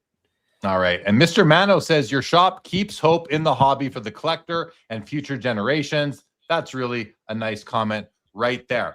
Okay, I am expecting Leighton Sheldon to join us shortly. He hasn't popped into the back room yet, but I think he will soon. So I want to get in as many sort of topics as we can. Ryan, you're welcome to stick around for another, as long as you want. Once he comes on, I think I even told you maybe for another 45 minutes. But I'm just letting you know that we are we're expecting Leighton at this point. But with that said, I wanted to ask you a bit about running the operation you're running, things like logistics and efficiencies. I know just running my personal life, if you don't have a system, you are going to have pieces of paper all over the place. You're gonna miss some things. You're gonna forget to pay a bill, or you're gonna forget about some inventory that you bought, or you're not gonna know what you paid for some inventory along the way. If you are not organized in business, you are going to you're gonna it's whether it's actually money or whether it is like you're going to waste time, which is money. So my question for you, based on all that context, is with the volume of buying and selling that you are doing, how do you actually stay out? Are you using out of the box tools? Are you building your own? Speak to all that, please, Ryan. Really curious about it. Yeah. And I want to say for the collectors out there, that maybe are doing more volume year over year, or, maybe you're selling a little bit more this year than you sold last year, really just being on top of your books and your cost bases and things like that is so important as a collector that's maybe, moving into being a dealer. Because so many people just get caught up in, wow, I'm doing so good in 2025. And they just lose track of, you could be losing track of like a ton of different things as you start to scale. So kind of what we did is just implementing checks and balances. When one of our buyer, buys something, they will log it, and that log will flow into our, accounting tools. And, our accountant will check the accounting tools, make sure, okay, it's okay to pay. Just very basic things like that. Because you never want to pay anything twice. And just things like that. So we're pretty efficient in the way we pay out people. My number one goal is, if you sell me something, I want you to get paid instantly. I never want you having to like track me down to get paid. I think that's awful. And so we're a pretty efficient crew. Okay, that's good to hear. And I'm sorry if I was in and out there when I was asking that question. I just a little bit. Okay, good to hear. Good to hear. Are you like trying at all to lead the industry into the future with anything? And by that, I mean, it's one thing to run Burbank Sports Cards and be known as a great buyer and running a great operation and new inventory all the time. But is there anything else that you're doing in the store that you can share? Because I mean, some of these secret sauces, but like, I'll let I have like pretty much one cool thing that I can share that is kind of my prerogative right now. And that's real-time wax pricing, which means, so actually I have these electronic signs that are controlled kind of from like a master mainframe, which means I can change, 2025 Topps Tribute. I can change the price like from my office, and the sign will change. And just being a little bit more transparent, like, hey, every hour on the hour, the wax is just either going to go up or down, kind of like a gas station. I'm still trying to figure out if that's something people want, or if people don't really care about that, but I'm kind of building the infrastructure just for myself. Not to screw people, but more to show people that, hey, we're actually looking at this to make sure you're getting the best price. I think that's the intent. So that's something I'm building right now. Not sure how I'm going to deploy it, but I always want my customers to know that I'm like looking at the thing that they're looking at to make sure that I'm trying to get them a fair price. Yeah. I think that's really cool. What are you hearing from customers? You speaking of pricing and how busy you are, you guys do so many singles, but I mean, I've been in the most recent past location. I think I was in the one before that too, actually. But in any event, and that's the one where a lot of the warehouse tours kind of go through, is the that third last location. But what are you hearing from customers about, being priced out of the hobby? Are the one, and I always say to people who make that comment, whether it's here in the chat or just in conversations, I say there's always cards that are affordable out there. And if I think about the inventory of Burbank Sports Cards, sure, you can buy 5, maybe 6-figure cards, but you can also buy single-digit cards at Burbank Sports Cards. Yeah. And I can tell you, I mean, I've recently been just having a great time picking up cards that are well under $100 a card, like well under, like from $6 to $50. And it can be a ton of fun. You can buy a ton of cards for $500 that way. Yep.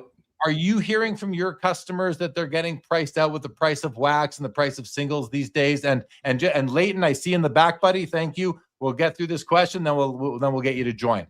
So back to you, Ryan, on the being priced out topic, please. Yes, I hear about people being priced out online. I hear about it all over the place on Instagram and stuff like that. And it is my job to make sure that customers are not priced out. It's not specifically my job. It's actually mostly Rob's job. But basically all Rob does all day is build vintage boxes and build 10 and under boxes and build, showcases that are 100 and under by year, vintage stars. So me and the buyers, we buy all day, and then Rob, the human card sorter, sends those cards to where they need to go. And, he just built a section that's 10 and under by player, tons of cool stuff. And we have like 10 people lined up at that section all day, Fridays and Saturdays. And they'll buy $70, $60, $50, $40 worth of stuff and walk out with a bag, like a stack like this big. And, so yes, I hear about it, but it's our job to make sure that you can come in and not be priced out. Yeah, and I think a lot of the struggle is on the wax, really, more than the singles, right? But even then, if you're priced out of the wax, go buy singles is kind of what I say. I know it doesn't work for everybody, but yeah, it can be a tough situation for sure. Anything Made says, not a question, just a statement. I personally believe Ryan changed the sports card market, what he did with Burbank from the first shop to this new shop. He probably means you and your dad by saying Ryan. Would that be right? That's Mike. So that's my friend Michael Carpus, and he probably means me. Okay. Sorry, I don't mean to take it away from you, buddy. No, he definitely means Rob too. But no, that's my good friend. Yeah. Okay. Appreciate that. Those back pages says the average hobbyist spends maybe $100 a month, in my opinion.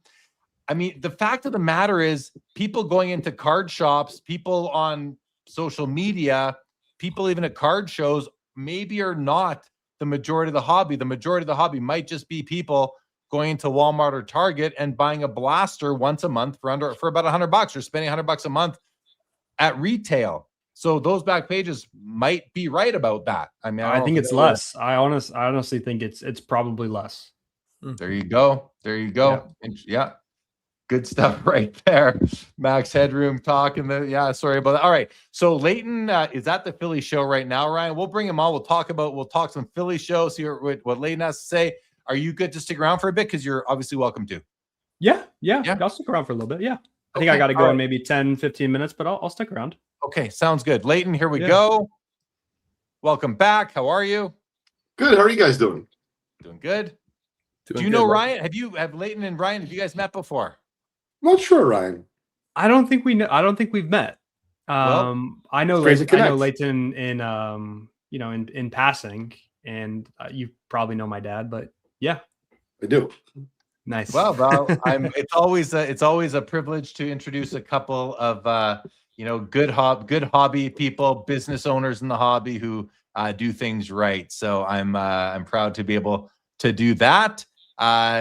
Joe, how are you doing, Joe? Are you good for a bit still? Yeah, I'm good for a bit. Absolutely good. Okay. So Leighton, Philly show. Looks like you're in your hotel room now. I am. I'm definitely not at the show. Yeah. Why don't you just give us a kind of recap? Because I've been watching a little bit of content out of the Philly show. having some FOMO, would love to be there. So many good people there, yourself included. What's going on? How's the show? What are the vibes on the showroom floor? How have they been so far? Well, the show's been great. It's been very, very busy with floor traffic. Specifically yesterday, we were marking as a team, and then I talked to some others. It might have been the busiest Friday in recent years. But this is also, I believe, the biggest footprint that the Philly show's ever had, meaning they've just expanded to now an additional room. And so, sometimes we all take for granted Pokemon or Yu-Gi-Oh! Or One Piece or the autographs. But I can tell you, there was a lot of folks there with a lot of smiles. They might not have all been there to buy my cards or your cards, but they were there. They were enjoying themselves, and the vibe was definitely very strong. In fact, I would say Friday might have been even better than today, but today was very busy. However, probably, let's say the show ended 5:30 Eastern time. About 4-ish, it started to die off. But I was reminding everyone that I was talking to that we are approaching Christmas. It is the weekend. There's not that many weekends left before the holiday. So I think overall the show's been great as far as attendance, as far as activation. Give it to Joe Drellick and his team. They just continue to impress. The show's been very smooth. They have a kid zone, lots of autograph guests. When I say lots of, keep in mind that the Chantilly show is now defunct. And so there really isn't a new one on the horizon yet. And there was talk at the show that some of those guests were displaced at this show. And so the autograph guests were strong. And top to bottom, the show has been really good. Buying has been challenging, but that's not a shock. Meaning the competition is extremely high and fierce. The amount of people coming to our booth is just okay because everyone is paying strong, and those that are in the know understand that. And who knows what'll happen tomorrow? But the first 2 days have been great. I have two comments. Okay, so first one is I was at the Toronto Expo last month, and it was the busiest it's ever been, from open to close every day. Just feels like there's more people going to card shows right now. And I'm not talking about TCG, guys. This is sports card stuff through and through. I'm not saying that's the situation in Philly. The second thing is, and this ties into something that Ryan was saying earlier, where we were talking about, that whole question, like what percent are you paying that people like to ask buyers now? Ryan expressed earlier tonight, Leighton, that's his biggest pet peeve in the hobby is when people say, what percent are you paying? Are you running into that similar dialogue at the Philly show? And I'll just keep it to the Philly show for now, perhaps maybe elsewhere too, but are you running into that? Or people come up and say, what percentage are you paying? And what is, and if so, how do you feel about that question? How do you handle it? So first, Ryan, I tuned in earlier and I heard this specific part. Oh, good. Okay. I thought you did a great job. Thank you. Because you're welcome. On the vintage side especially, but even on modern, right? Gang, if you buy a LeBron rookie in a PSA 10, I have breaking news. They're not always centered 50-50. People will pay more for what they believe is a perfectly centered copy of that. And that's more Ryan's forte or Joe's, not mine. But certainly on vintage, listen, is it a pet peeve? Yes. But Ryan, I play the game, meaning someone comes up to me, they say, what are you paying? I say, I pay the most possible. Yeah. And they say, well, what does that mean? You're paying the most in the room? I said, no, I'm going to pay the most I possibly can. Yeah. And 100%. Then they say, what does that mean? And I try to give them a range, Ryan, because I don't want to sound like I'm bullshitting them. Pardon me for being so blunt. But then they ask the next question. And I say, wait a minute. Can we do me a favor? Can I see the cards? Because that way I can tell you, like the way you talked about the Jordan rookie, you heard it, very astute. If you bring me a 52 Mantle, Ryan, and I like the card and the eye appeal, let's just say the cards were $65,000. I don't want to pay you $63,000, but there might be an instance where I pay you $63,000. I don't know what that percentage is, but it's silly. But I'm not going to advertise I'm paying 96%. I did that recently at the National. I paid basically what I would consider full market for a PSA 1 Mantle. And some people laughed at me. That was okay. I made money on the card. I was very happy. It was a great copy. And if that guy asked me, what did I pay on his card? He would say 100%. And if he advertised that to everyone else, hey, you just paid 100% on my card, I would get my door knocked down. So no, I do not pay 100% on that specific card. On that specific copy, I paid 100% of what we felt was fair. And that's that. Ryan, do you ever buy car? I'll pose it to both of you guys. Will you ever pay like what would be considered 100% of comps on a card because you believe in that card so much because you might feel it's currently undervalued by the market and it might only be a matter of time before your investment in that inventory could turn a profit for you? Ryan, you want to go first? Yeah, good question. I have a safe, and then I have a certain amount of cards that I will allocate to that safe, and I will never put any more cards in the safe than the number that I allocate to it. And I'm not a speculator, but I am a speculator when it comes to the safe. So there's a lot of people that might say I have 50 to 100 cards that go in my vault. I am one of those people. If I speculate on a card and I pay strong, I will put it away, but I have to take a card out of the safe and sell it. And I do that for a very specific reason, which is because we have a lot of people who come in looking for high end, and I have to have some knock your socks off pieces in the back for them to be able to trade into if they so wish.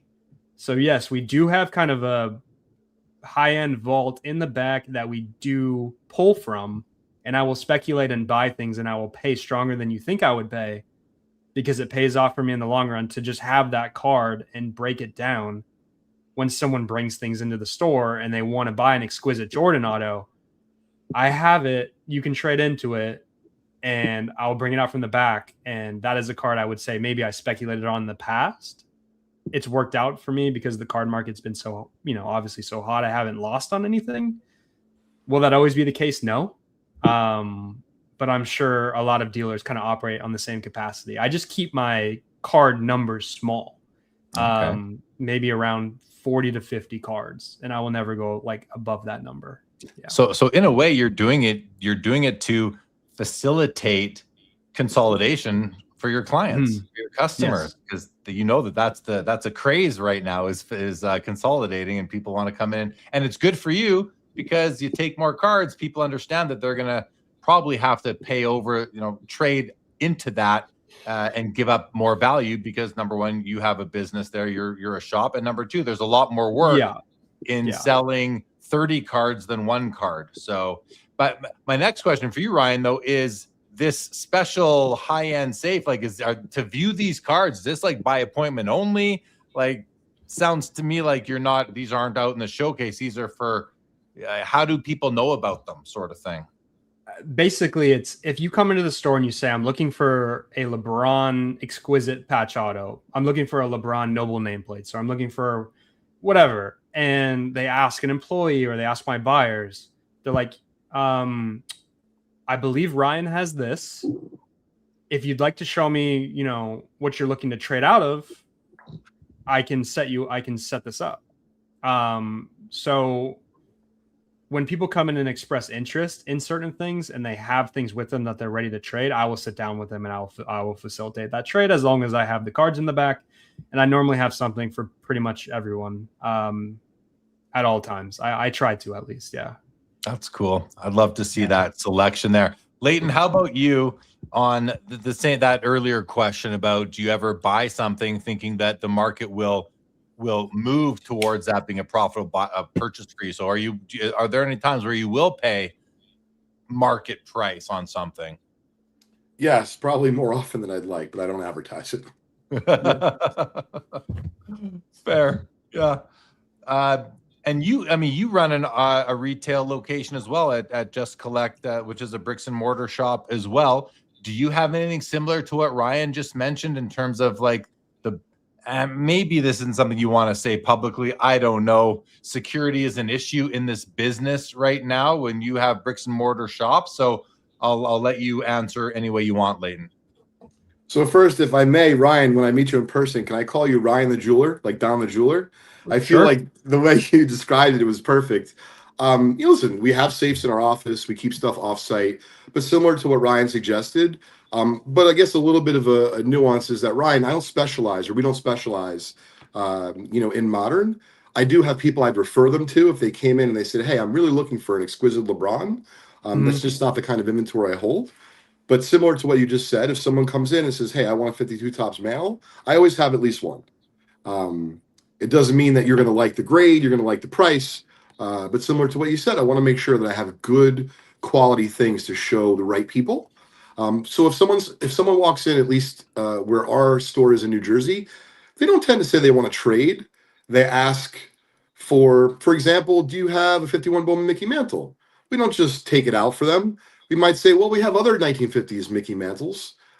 Is there any other cards from the 1950s you're looking for? Meaning you want to feel them out before you start taking out hundreds of thousands of dollars of cards for them to peruse. But if it passes the smell test, I'll sit down with them, or a staff member will sit down with them. Sometimes, we don't sell anything on the spot.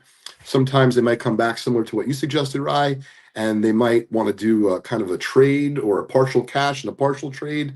And to be fair, sometimes they just want to do their own due diligence, because at that level, meaning like a 5-figure plus level, I don't like to pressure sell. You don't strike me as someone who does either, Ryan. So I encourage folks, do your research and then come back. Versus others, let's say if you really were running a jewelry store, I would imagine if you're trying to sell like an $18,000 diamond, you probably don't let people walk around. But our business is a little bit different, and I think we're stronger for that, meaning people respect that. And maybe you don't always close it, but you gain a lot more trust like that. Good answer. Makes sense. Ryan, that all makes sense to you? 100%. Yeah. That's just how you do it. So we've got a modern specialist here, Ryan, 2003 forward. We got a vintage specialist, Leighton, 1800. I recently learned that the PSA set registry has items from the year 1800, and then there's a gap through till 1860. I don't know if anyone else has ever noticed that. There's nothing from 1801 or 1802 or 1858 or 1859, but there's stuff on it from the year 1800. I think there's like 70 something submissions from that year, and then it skips all the way to 1860, and then it's a little bit sporadic through to the late 1800s. In any event, I'm off on a tangent there. We have our vintage expert, we have a modern expert right now. What I want to ask you both is, what is trending right now in those two segments? What are people asking for the most? What sets, what players, sets and players, I suppose, are the two big ones. Leighton, you're fresh off the couple days here at the Philly show. What are people at? What's trending? What's trending in your world these days? Well, I'm trying to give a straight face, but I can't. I was going to say cards from the 1700s, because I heard that they're really low pop on the PSA report, so low that they don't exist. So Ryan, you may have some requests coming in for cards from the 1700s, bud. If you do, let me know if you find anything. What percentage are you paying on cards from the 1700s? I don't know, 1700%. Yeah, that makes sense. All right, so I'll try to keep my proverbial stuff together here. In terms of what people are asking for, definitely Jackie Robinson, Mickey Mantle, old judges, 06s, Ruth Gowdy's.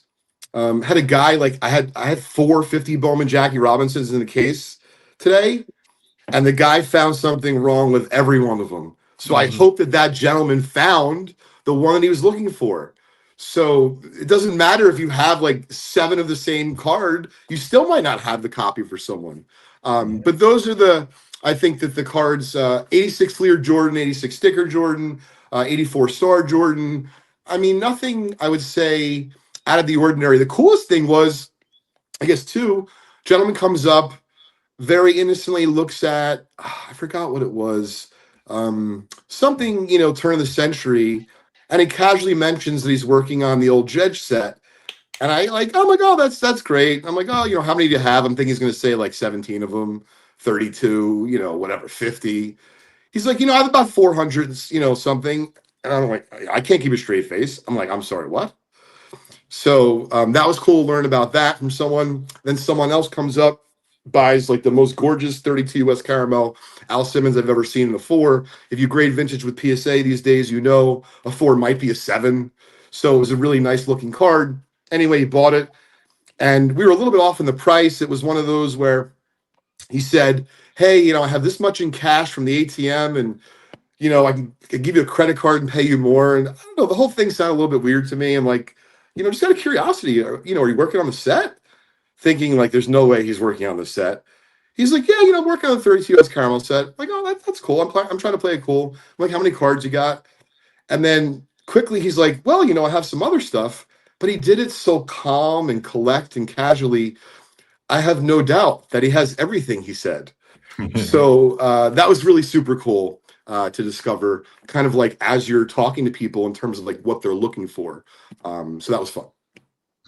Cool. Appreciate that's a good report there. How about you, Ryan? What's trending? And I mean, I know you're gonna say LeBron and you're gonna say Shohei and these guys. What like, you know, I'm sort of take the easy ones away from you there. But I'm gonna ask, is there any interest in hockey at Burbank Sports Cards? So that and the general trending question, please. Great question. With Cup out, we've gotten a lot more interest in people looking for like recent Cup RPAs. Like I just sold a Mitchkov today. So yeah, hockey's trending on the newer releases, I would say. Going backwards, not quite as much. But I did have a guy place an order for like 500 Young Guns today, which was kind of interesting. I don't know what he's doing with those, but God bless him. But yeah, I mean, in our store, kind of the hottest stuff what people are looking for is stuff that doesn't sell on auction every day, or stuff that they don't see on, you know, Golden Auctions or Fanatics Premier sell 3 or 4 times, you know, things that are rare with good autos, good patches, interesting serial numbers. The speculators are kind of looking for things that, you know, who would have seen that Kobe emblems of endorsement just sold for like $1.2 million. You know, who saw that coming, and why were the 2 people that were bidding on it? Well, it makes sense. You know, it's a gorgeous card, but you know, the people are looking for what is the next card that's going to do something like that? And who are the 2 or 3 people that are going to bid on it? And it's got to meet a bunch of criteria. It's got to be a good auto, doesn't sell very often, good eye appeal, the right player, the right set. So anytime I get a nice card that doesn't sell very often, you know, I know it's going to go right away. Like, you know, I just had a Kobe limited logos and a PSA 6 with a 10 auto, 3-color patch. I think it was 06. Gorgeous, never publicly sold, snapped in 2 hours, just gone right away. So I have another question for both of you. Joe, if you have a question, tee it up for after this one I'm about to ask these guys. Has to do with something you just said, Ryan, which was good autos, because I have a PC policy, no faded autos. If an auto isn't basically perfect, I don't want it. When someone brings in, and so it's great, we have modern and vintage here because these things apply. I think it applies to both eras, but differently. So Ryan, with a modern autograph card that somebody has had on display in their home office, wherever, and now that autograph has been baked, it's either really dark blue, it's bordering on black, it's starting to fade, or just a faded autograph for however it fades.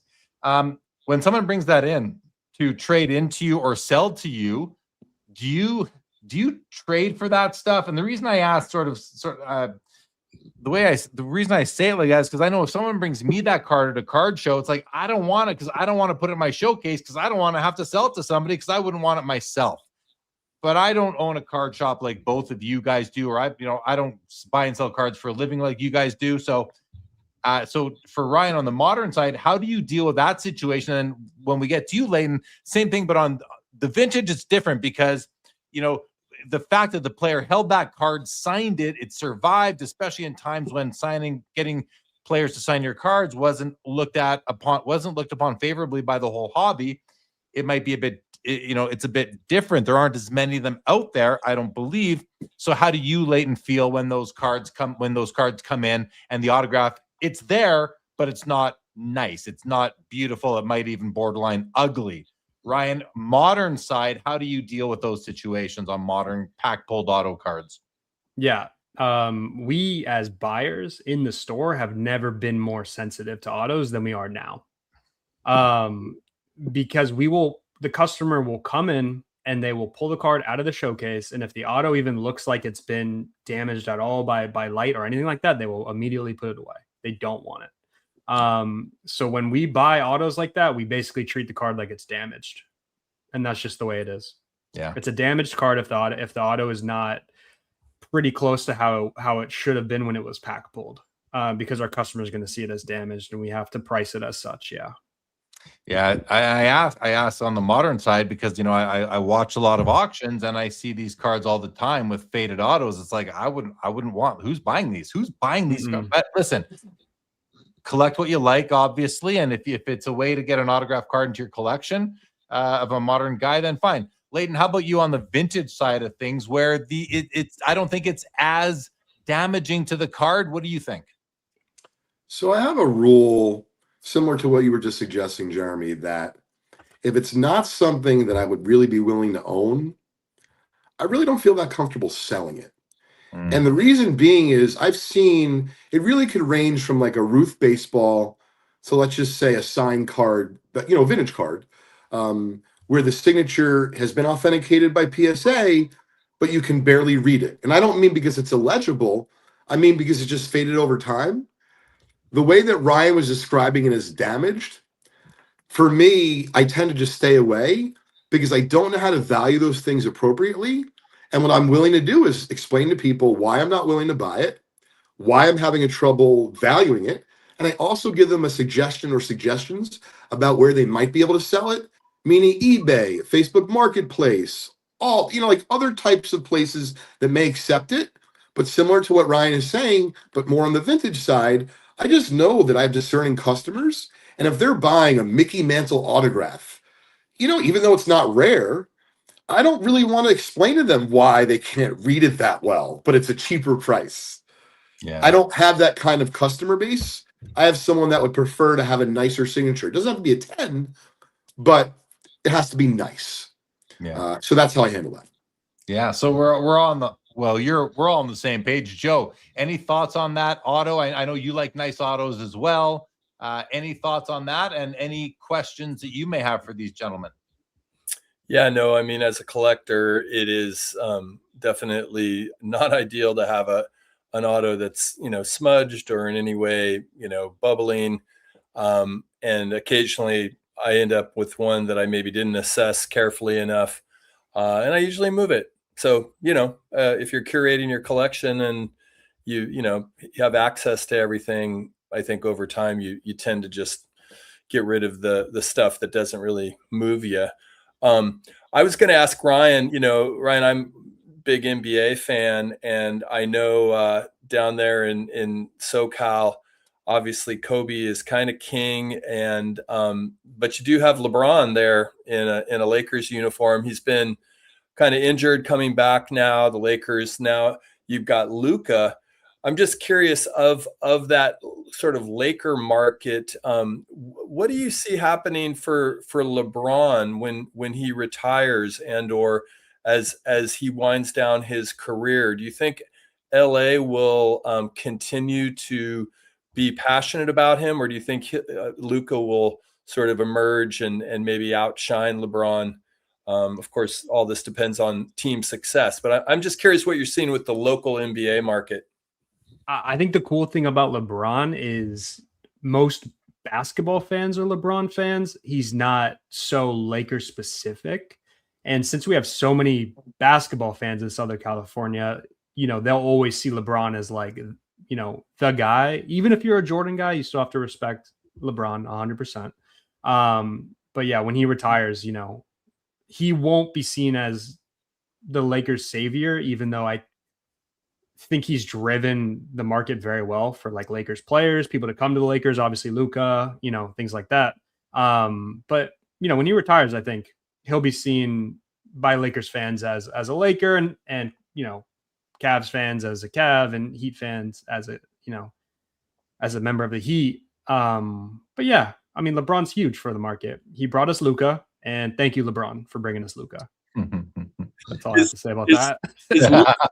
Is Luka hot? And Yes. And are people okay with Mavericks uniforms, or are they all looking for that? No, Yeah. Okay. they're not okay with the Mavericks uniforms. Yeah, the new Luka autos and Lakers uniforms are ballistic. I don't know if you guys have seen any of the comps on Luka Lakers autos.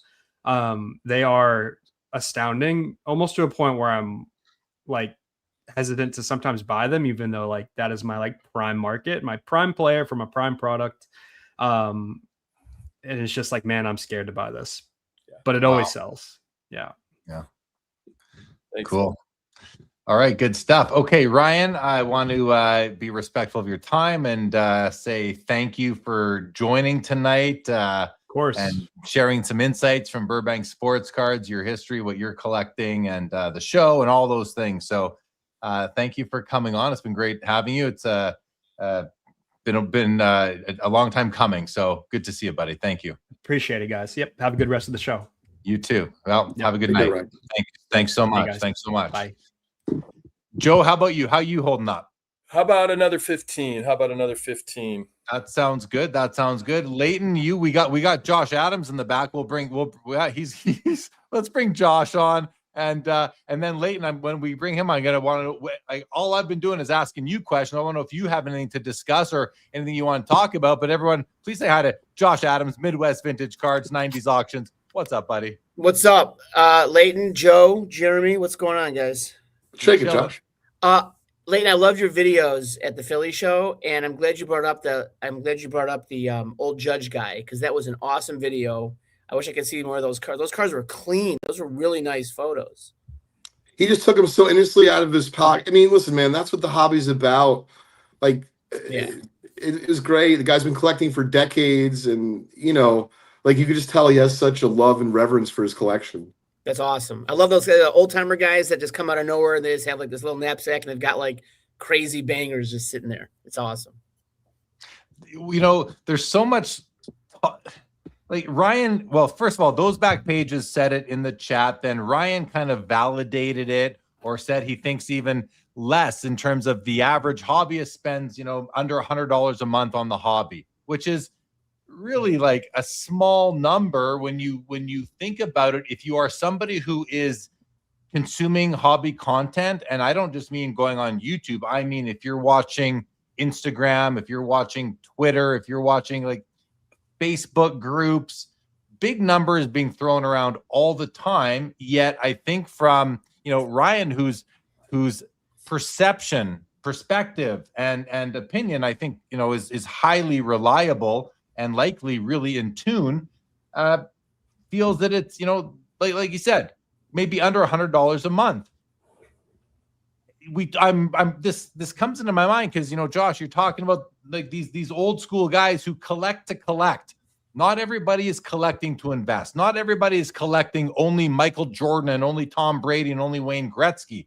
People still collect, and it's interesting. I mean, we talk about everyone's a flipper now. You hear that everyone's a flipper now, and as you guys know, and haven't talked about it yet tonight. I will a little bit right now just to provide a bit of information, but I've launched the hobbyspectrum.com, which is like a hobby identity tool.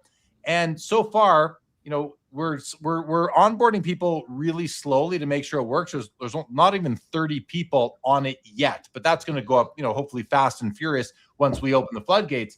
But of those 30 people, let's call them, I think we have one person who is on the right side of the collector investor continuum. Like if you got purist on one side and like the tycoon on the other side, the pure investor. Everybody so far is in the first half of the spectrum, from purist to hybrid. And it's like, I thought everyone was a flipper. I thought everybody only collected Jordan, Brady, Gretzky, LeBron, Luka. Mm-hmm. It's just not the case at all. Like, from what I'm seeing out of a very, very minuscule sample size, but also from what you hear about at Burbank Sports Cards, people going on building stacks of cards from the up to $10 box that Rob spends all his time building that Ryan just told us. to people collecting vintage sets, Leighton, that you're seeing? And Josh, you love that stuff. So all that said, is it possible to dispel the myth that everyone's a flipper? Leighton, you want to kind of go first and share what you're seeing? Listen, remember, everyone looks at social media and thinks that's the whole world, but that's not the case. I can tell you firsthand that a year, 15 months ago, we weren't bringing any ungraded to shows other than the National. We did really well at the National with ungraded, so we started bringing ungraded to the Philly show. There's only been 2 days at the Philly show. We've already done thousands of dollars in vintage ungraded. And I talked to each and every one of the folks who are at the booth, that part of the booth, for just a minute, because I'm curious. Like, hey, are you grading these cards? Like, did I miss a mint card? I don't know. I'm just kind of, what do you think? They're taking out lists that are older than me. Yeah. And they're happy with it. Like, you can tell they don't care if they die with these cards. And I'm not trying to be morbid. This is their hobby. They have no expected return monetarily that they're thinking about. They might be aware of the value. Certainly the old Judge gentleman is. But that doesn't mean that he buys and sells and flips and trades on that. And so I saw firsthand, and it was really, I was pleasantly surprised. And then I also took some photos. So Jimmy Ryan's booth, I forgot the name of the business, but Jimmy Ryan and his team, they run the National. But they also have an ungraded booth at the Philly show. And I took a picture today and yesterday. There was no less than 9 people sitting in each of the photos. Do I know if they bought anything? Do I know if they were just sitting and resting? I guess not. But I saw a lot of flipping through binders and pulling and lists. And once again, lists that started off as white, they started to yellow. They're so old. So I just think that those folks don't make a lot of noise. Yeah. Josh? Well, Leighton, we have a mutual friend, our meat friend, Andy, right? Oh, okay. He's got a crazy football collection. Crazy. Yeah. And he hates social media. He's 10 years older than me. I've been trying to get him on. He won't do it. He's just a collector. He just buys it. He's got probably the best pre-NFL football collection out there. Museum quality stuff. You'll never see it because he doesn't go on social media. And I think that makes up a majority of the collecting space, not what you see on Instagram in social media. Agreed. There is this hobby is, I believe, driven by and built on collecting, not investing, not prospecting. Those things have their place. They have to. The money these things sell for, those things have their place. But I think the majority of people in this hobby are just collecting to hobby. And you can do both quite easily. You can collect things just for fun and not worry about any return or the amount that you spent. At the same time, you can invest in sports cards alongside the more casual collecting activity, or you can just pick one way to go, or many ways, I suppose. Actually, there's an infinite amount of ways to approach the hobby. So, but I love that we're still seeing collectors collecting and not just looking to flip and buy, sell, and make profit. I wonder if the uprise of video cameras and phones out at card shows and all the content has really made people, like, the tunnel vision is because it's what they're seeing. You are literally, going down your path. Your path includes having your phone in front of you and seeing all this stuff that is happening, because that is what is content worthy.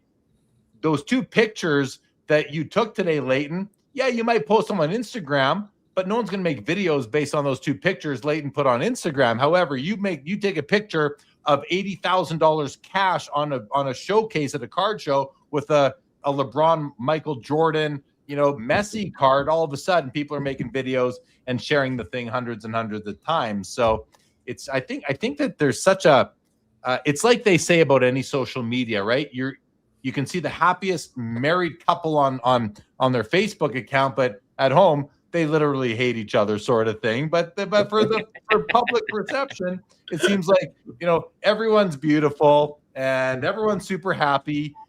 everyone's flipping, making money on sports cards. Truth of the matter is there's way more people collecting sports cards. And I say truth of the matter, I don't know for sure. I hope the truth of the matter is there's way more people collecting to collect and enjoy. And even if they are investing at the same time, you can do both. So, Joe, any thoughts on that? I mean, just using myself as an example, is as much as I try to get disciplined and my current financial reality is partially the reason why I invariably just collect with my heart, even as I'm trying to stay very judicious in my pickups. And so, things enter into my collection, even when I said to myself, no, I'm not going to do anything that doesn't have, a solid ROI down the road, because at this point in my life, I can't really afford to do that. It just doesn't happen. I get excited. I grab something that is from the heart, whether that's, a vintage card or, sometimes an ultra modern card. From the heart. Absolutely. Leighton, anything to follow up with what I was talking about there? And we'll go to you after, Josh. And then we're going to go to comments. We'll run through those quick. Yeah, Jeremy, if you don't mind, after this, I'm going to hop off just because I got to go to work early in the morning. Absolutely. So I'm going to tell you all a very, very quick story about a friend of mine who was at the convention today, and talking about heart and the hobby and all this good stuff. So it's a buddy I've known since grade school, and he did a favor for me recently, and I wanted to do something nice for him. So I said, hey, you're coming down to the show. He was going to come down yesterday, didn't make it. He came down today. So he thought that I was going to give him like a physical something, whether it be a candy bar, a piece of memorabilia, whatever it was. So because I told him, I said, hey, I thought you were coming down Friday. I said, you got to come down, man. I got this thing for you. He didn't know. So he comes down. Keep in mind, he's the kind of collector who definitely falls in. He doesn't really collect cards. He likes Wheatie boxes and stuff that he probably spends $50 or $100 a month, right? That's just where he falls. He might have the means to do something more, but that's just not his passion. So he comes to the show. I couldn't figure out what to give him. And I thought about like the kid version of my friend Matt and the kid version of me, right? The child versions of us. And I said, wow, I didn't know what to get him. So what I decided to do was basically give him a shopping spree at my booth, as opposed to, pick out something on the show floor or pick out something at my booth and say, here, man, hope you like it. And he was flabbergasted. But he was you could tell he had I should have taken video. He had such a good time looking around at the booth. And I give him a lot of credit because I thought he was going to go into our ungraded vintage and pull out what I told him he could spend at the booth in like $1, $5, and $20 cards. And I would have been disappointed in him, but he could have done whatever he wanted. And this is just coming from one person's standpoint who literally has not bought a vintage card ever in his life. He's not a collector before today of cards, and he's probably not one after. But he was deciding between a 69 Topps Mickey Mantle, because he liked that the stats were from his entire career were on it. But he went with, in his estimation, a little bit more of a historical player, and iconic in his mind. He wanted a Jackie Robinson card. So we got a 54 Topps Jackie Robinson. And I'm telling you, man, I could feel it in my bones and the goosebumps. He was in love. He was so happy because he would have never spent that money on the card himself. And so I don't know if this is like a recipe of how to convert people into the hobby, but I'm just telling you, it was a really feel-good story. And if my buddy never gets another vintage card, he is thrilled with his vintage card collection. Not so cool. I love it. So that was really it. Shout out to my buddy Matt. Thanks for everything. It was really good hanging, Josh, Joe, and Jeremy. I wish I could hang longer, but I do feel like I'm fading. I got to get up early. You got to get back to the Philly show tomorrow. Have fun. Good luck tomorrow. Look forward to hearing about it. Thanks, guys. Talk to you soon. Take care. Take care. Joe, how about you? I think you were fading fast earlier. You good to stick around? Do you want to head off? Yeah, totally your call. I'm probably going to sign off, but it's been a really fun show, and I'll listen to you guys as I go about my evening routine and settle into bedtime, and sending good thoughts to Hoj. Hopefully he's convalescing right now, getting his rest. Be good to see him back sometime soon. He says he'll be back next Saturday. So yeah, and hopefully they got a crossover episode happening next Friday as well. Joe, I'll talk to you later. Thank you as always. See you, Joe. Take Gonna care. go. All right. Take care, buddy. Bye-bye. All right, just All right. me and you. Let's It's do me it. and you. It's me and you. Now, before we get into anything, I want to go through some comments, Josh. We'll take pauses in between. So I'm going to go back first. A comment that came in from Brad, and this is going back about 25 minutes already, says the consolidation craze is hitting a tipping point. Everyone wants the same 7 guys in 50s and 60s baseball. An example, 1960 McCovey and Mays. McCovey's rookie was always more. Now it flipped. I mean, this is sort of, I don't know if this is totally true though, because when we say this, the first word of the second sentence here says everyone. I know Brad doesn't mean everyone, but this is the perspective. This is what his gut is feeling is telling him right now. And I'm not saying I feel anything different, but is that really what's happening? Josh, do you have any sense of that? Is Brad's observation bang on, spot on, or do you think that it's maybe driven by what he is seeing in his, path through hobby content and shows and et cetera?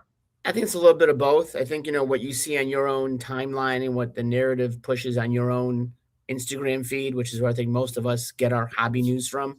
I think that will influence what you're thinking, but also it shows if you see I know what he's talking about. Like I see the same 7 cards all over the place. And I'm not a big fan of like the mainstream 50s and 60s stuff because it is like, okay, like a 60, like a McCovey, big deal. There's like a million of them.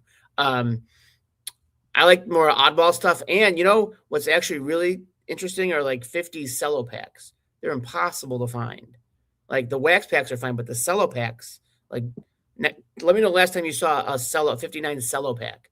Like they're impossible. There's one in auction in REA, I think last year, but they don't pop up and they're really cool. And sometimes they have stars or Hall of Famers on the front or the back. I think they're neat. That's a little sidetrack. But yeah, I do think he's got a point there that is the same 7 card. I think.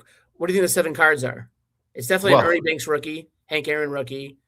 What else? Yeah, probably the maybe the 55 Koufax, maybe the 56 Mantle's a very popular card. I mean, there's several from the 50s and 60s that are what everybody collects, and this is one of the reasons why, like, for my own collecting, I'm moving away from just rookie cards. I have a few rookie cards from the 50s and 60s in baseball, but I don't find myself going after every rookie anymore. Like, I sold my Jim Brown Topps rookie a couple years ago, and I don't really covet another one right now. But you know what I really want to add is a second-year Jim Brown card right now. Yes. And I don't think that's one of the same cards, 7 cards everyone's going after right now, but it's not like an oddball. It's not a rare card. It's not like way off the beaten path, but it's not on that straight and narrow rookie Hall of Fame cards that pretty much everybody, again, we use these pretty much everybody, that terminology loosely, right. But that everyone like that is going after. So I do hear what Brad is saying, but on the same theme that we were talking about on the other topic earlier, that, we don't see everything going on in the hobby. There are still people filling in the rest of those sets around those 7 cards sort of thing. So for sure. Good evening, Situational Adventures. Kinger speaks to a big game by Macklin Celebrini, who is leading the hockey card hobby right now. And the San Jose Sharks, they were down like 4 goals to Pittsburgh, and they came back and won 6-5 in the third period today. And Celebrini has been just on fire. Orlando says, for vintage, there are faded old Judge cards I would not buy, even when the grade is high. Like me too. Surface is a subgrade that is used by like Beckett as a subgrade. I think Surface is something that is inspected by grading companies. I just don't know how they distinguish between the condition of the surface and the print job, even the print quality of the image itself. Fading is not maybe print quality. It's general wear and tear on the card. But I'm with Orlando. A card that is faded, a card that is too light, where the color isn't bold, I it's just not the copy for me. And then he says, even when graded high, I mean, if a car, like if it also is graded high, I'm like, double whammy, no thank you. Leave that for someone else who just, is blinded by the grade. So, or blinded to the grade, maybe is the way to put it. Any thoughts on that, Josh? Yeah, I mean, well, first of all, old judges, you can find really nice low grade strong images because the back will either have like glue marks or residue, and the back is blank anyway. So, but yeah, again, buy the condition, not the card. Buy the card, not the grade. And buy a card that you like the looks of. Faded cards, probably you're not going to like the looks of them that much. Kinger does say that the San Jose Sharks did beat Sidney Crosby and the Pittsburgh Penguins in this game today. Kinger, everyone needs to watch the third period highlights of the Sharks game this evening. He's pretty excited about that win, and I would be too if I were a Sharks fan. Chris C says the autograph situation is exactly why the person who pulled that awful Gretzky auto should be compensated. He's referring, we talked about it last week, but he's referring to a case hit or a product hit basically out of the cup, an exquisite tribute Gretzky card. It was the 1-of-1 version, and the autograph is absolute garbage. I love weed in the chat. Heard me say the word hybrid and says, we talking now. We talking now.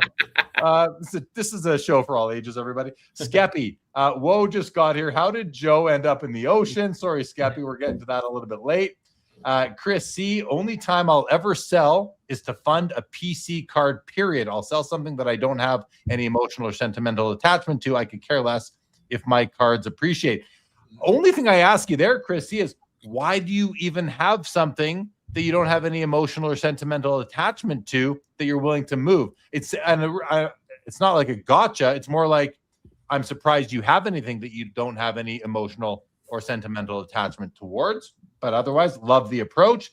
Situational says everyone isn't a flipper, but there's a massive amount of them at shows, grading base cards, chasing tens. It's funny, Josh, because at the expo last month, which you were at, you hung out at my booth with me, which was great, loved it. Well, you'll come out. You should come next show and even like set up a showcase at my booth. Bring some cards if you want. Like you can, yeah. Anyway, the reason why I bring up the expo is because it wasn't like that at the expo as much as it is, I guess, at other shows that Situational Adventures is going to. However, I will say that there were some people that I'd never seen at a Toronto expo before who came up from the States, who I know from just the scene, who were there doing just what Situational Adventures is talking about. Bringing that, and I'm not saying Canadians or people that go to the expo don't do that, but I think it has been lesser and lesser. Maybe that just speaks to hockey collectors. And again, the expos, I don't even know if it's 50% hockey anymore. It might be lower than that nowadays with all the football, baseball, basketball, TCG, wrestling, F1, all these things. But there was more of it this time than I'd seen before, but it wasn't from the usual suspects. It was like new people coming in from south of the border and doing this. I saw a couple. I shouldn't say like there was a mass amount of these people. I think there were two people that I recognized that I know were doing that. And hey, they're spending money at the show, so not going to complain about it. But everyone isn't a flipper, but there are a massive amount of people doing that. Absolutely, it's an easy way to make money. The hobby can be an easy way to make money if you have the patience and you're willing to take the risk on grading, which is highly risky because you could have several cards that are gem mint, but they're just not going to get that gem mint slab because it's, kind of random grading. The Barnett collection says the silent majority is way bigger than the outspoken few. They just don't advertise as much. And then Chris C makes a comment very similar, says there are many people who don't do social media. It's about collecting, not getting likes or IG followers. And then Vintage Oddball follows up with, the people with the best card collections are not on social media. For sure.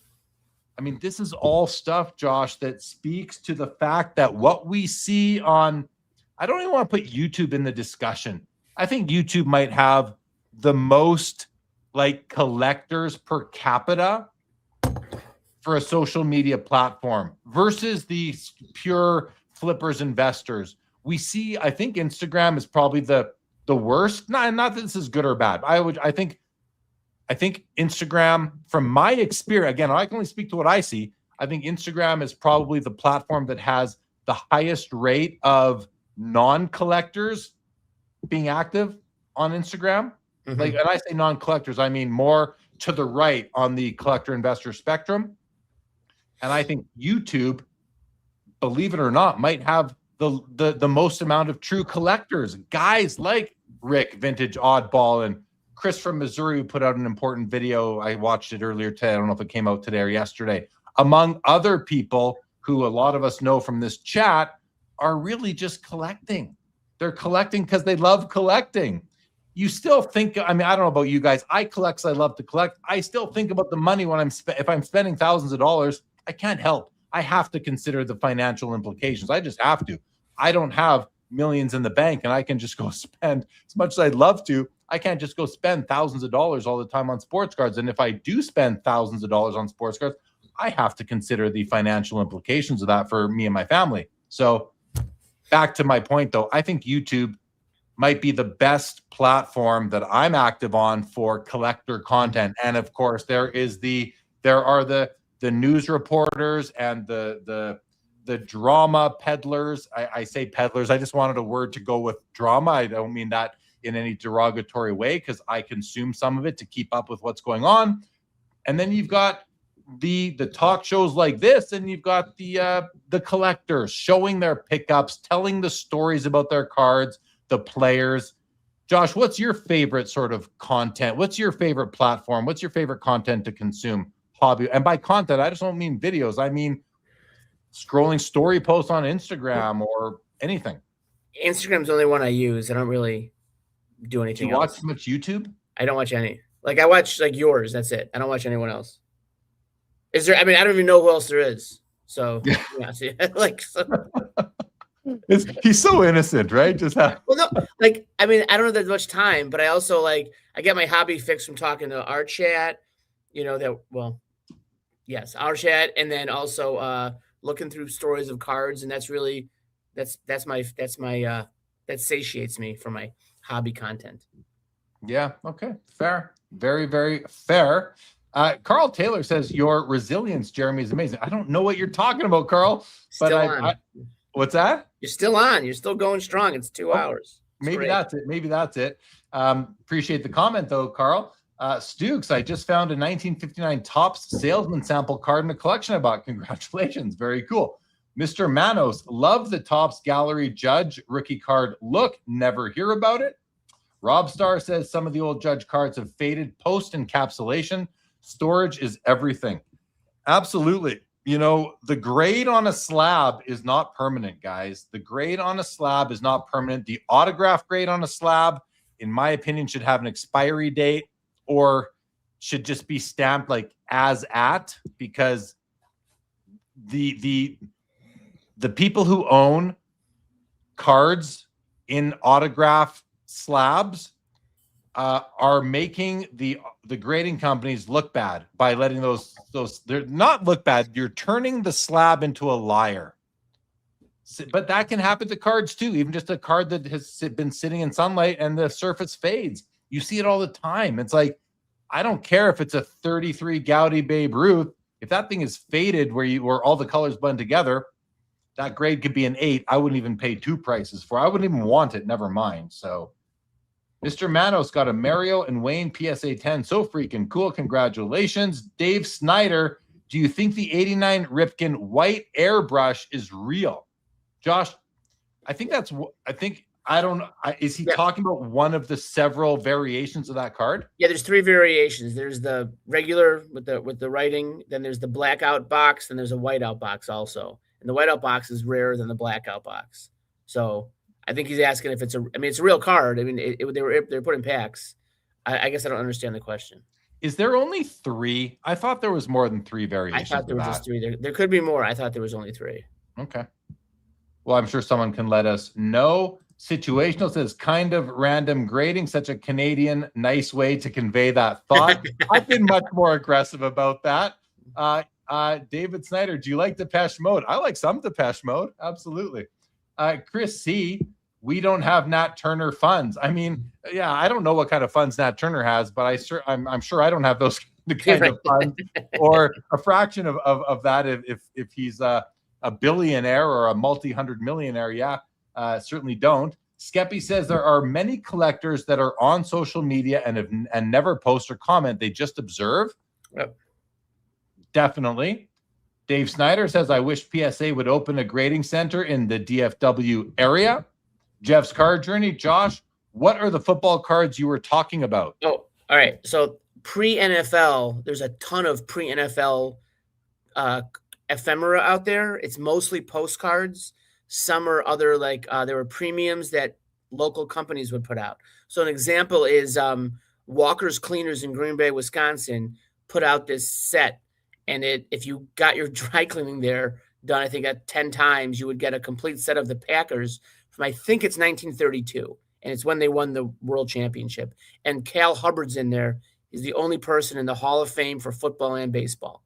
So it's one of his only football cards. It's a really neat black and white, like sepia photo, 8x10 piece. And then there's also, Walker's also did team postcards of the Packers. And there's one with Curly Lambeau on it. They're really, really neat. They're extremely hard to find. This friend I was talking about has got a full run from like 1927, I think, to 32. I could be wrong. And he's got a 32 Bears team photo also. And a 1919 university. All the college teams put out postcards and team photos. And that's how most of the collection was done pre-NFL. Awesome. Awesome stuff. Yeah. Thanks for answering that question. I want to go to a couple of comments. I just took a look at Instagram, which is a different way that we this show is broadcast to Instagram. But there's a comment. Northwest Sports Cards first says, love the show. First time listening live. Thanks for all the hours of entertainment and knowledge. Well, thank you for tuning in. He goes on to say, yes, it is real. The white on the 89 Ripken, the saw cut also, he says, and the black scribble and black box with the FF uncensored. So I think he's saying there is more than just those. Maybe there's 4, maybe 5. I'm not sure. But anyway, thanks for that additional context. Jay Mollico says, never knew YouTube was a collector source. I only listen to you here. LOL. I'm LOLing too. But yes, there's plenty of wonderful content here on YouTube that is collector driven. Yeah, you can get sucked into the drama. You can tune into the daily updates. You know, guys like Dustin, Sports Card Dad, Neo, Dan the Cardman does, I don't know if it's daily, but regular.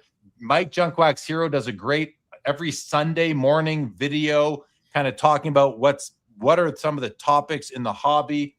These guys all do a great job, and they all do it a little bit differently. So there's also, and then there's just, again, collector content, conversational content, all these things.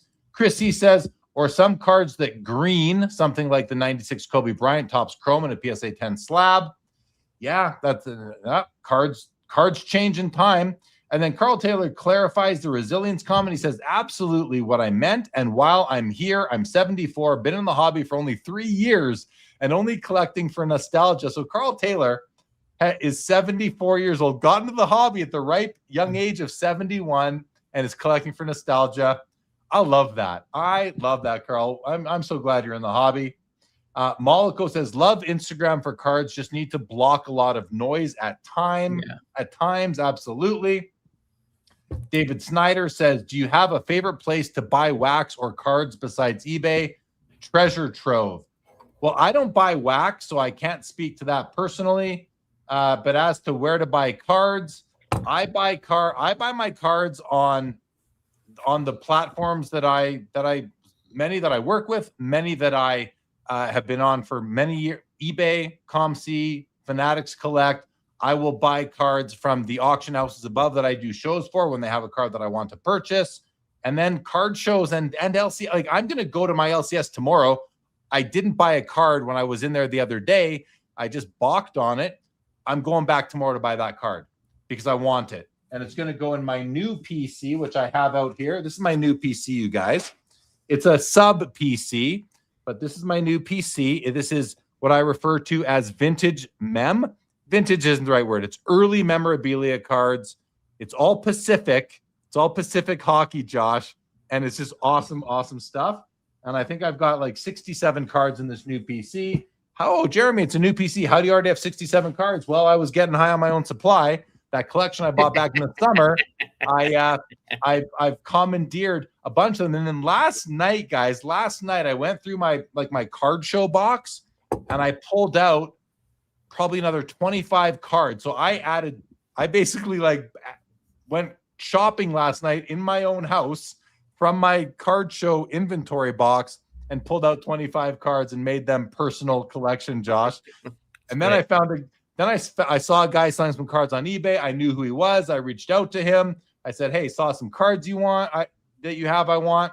And so we just made a deal via text message. So I have 9 more cards coming from him. I think I picked up about 6 on ComC last night as well. Picked up 1 on eBay the other day that Mollico is calling out right here. The nice Korea. Yep, I picked that up. Yeah, graded gamer. Amanda. Hello.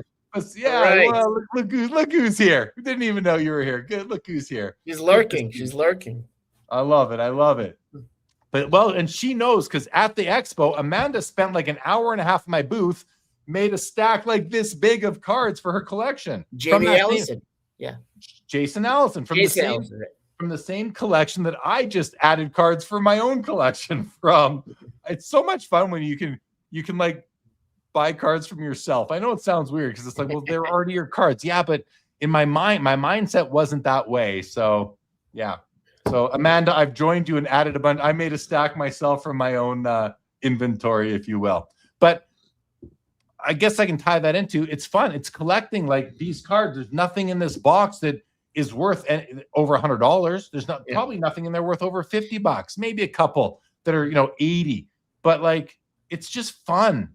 And it's fun that this many decades into collecting, I can still find something new to collect and like get hobby off on it. I if that's a term, getting hobby off on it. So yeah, fun stuff.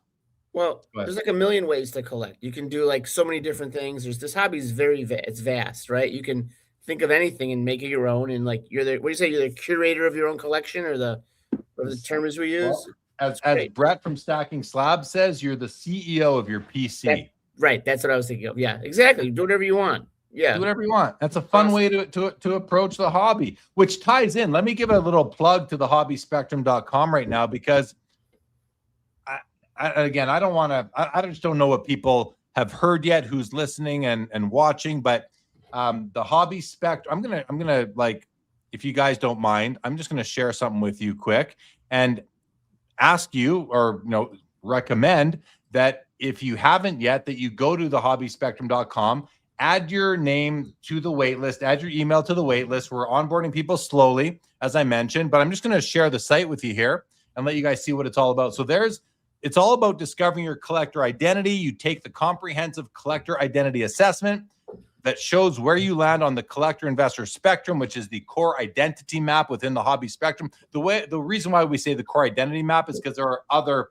add-ons and additional layers and modifiers coming to the collector investor spectrum assessment. And then these are the 7 collector archetypes that have been developed, from the purist on the left to the nostalgic, the precisionist, the hybrid, the builder, the operator, and the tycoon. You can't, if you go to hobbyspectrum.com right now, you can get there by hobbyspectrum.com or thehobbyspectrum.com. You can't see this. There's a gate on the site, which is deliberate. We're slowly bringing people on, as I said, but that's why I'm sharing this with you here.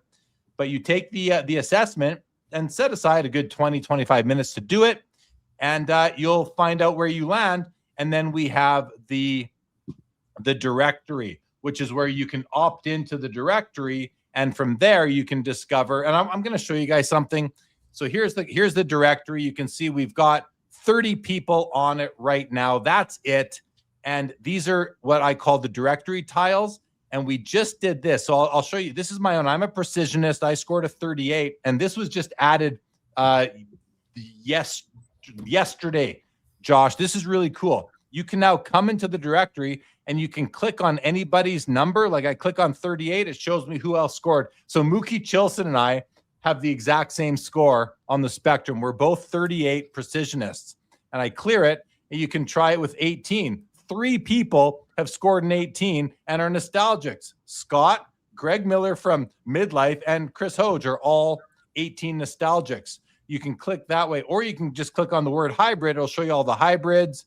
You can, all the I don't want to show you that. All the precisionists. You can see we've got 10 precisionists. This is what I was saying earlier about, we don't have a single operator or tycoon yet. We only have one builder, which is the Card Boss 2021. He does a podcast out of Malaysia, and I was a guest on his podcast recently. So, and there's Josh. He's down here as Josh Adams on the show. He's a purist. You click on 11, you can see we have 2 purists in the house, him and Ed Snyder, who is a dev collector on Instagram, who's the guy who works for Infrared Technologies and built this site for me and my team, which is just awesome. He's a purist. He's a collector, which is really, really cool.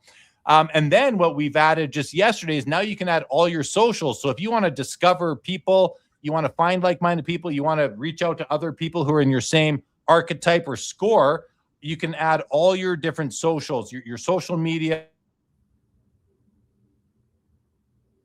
Uh-oh, he froze. Your other links. What's that? I thought you froze for a second.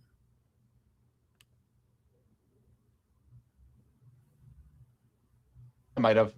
Now with this, deployment is going to be actually update your profile. Right now you can't update. So that's coming next. And all the guys who are on here already can go in, and Ed added them for me directly, but you can go to ComC, your mantle, showcase right away.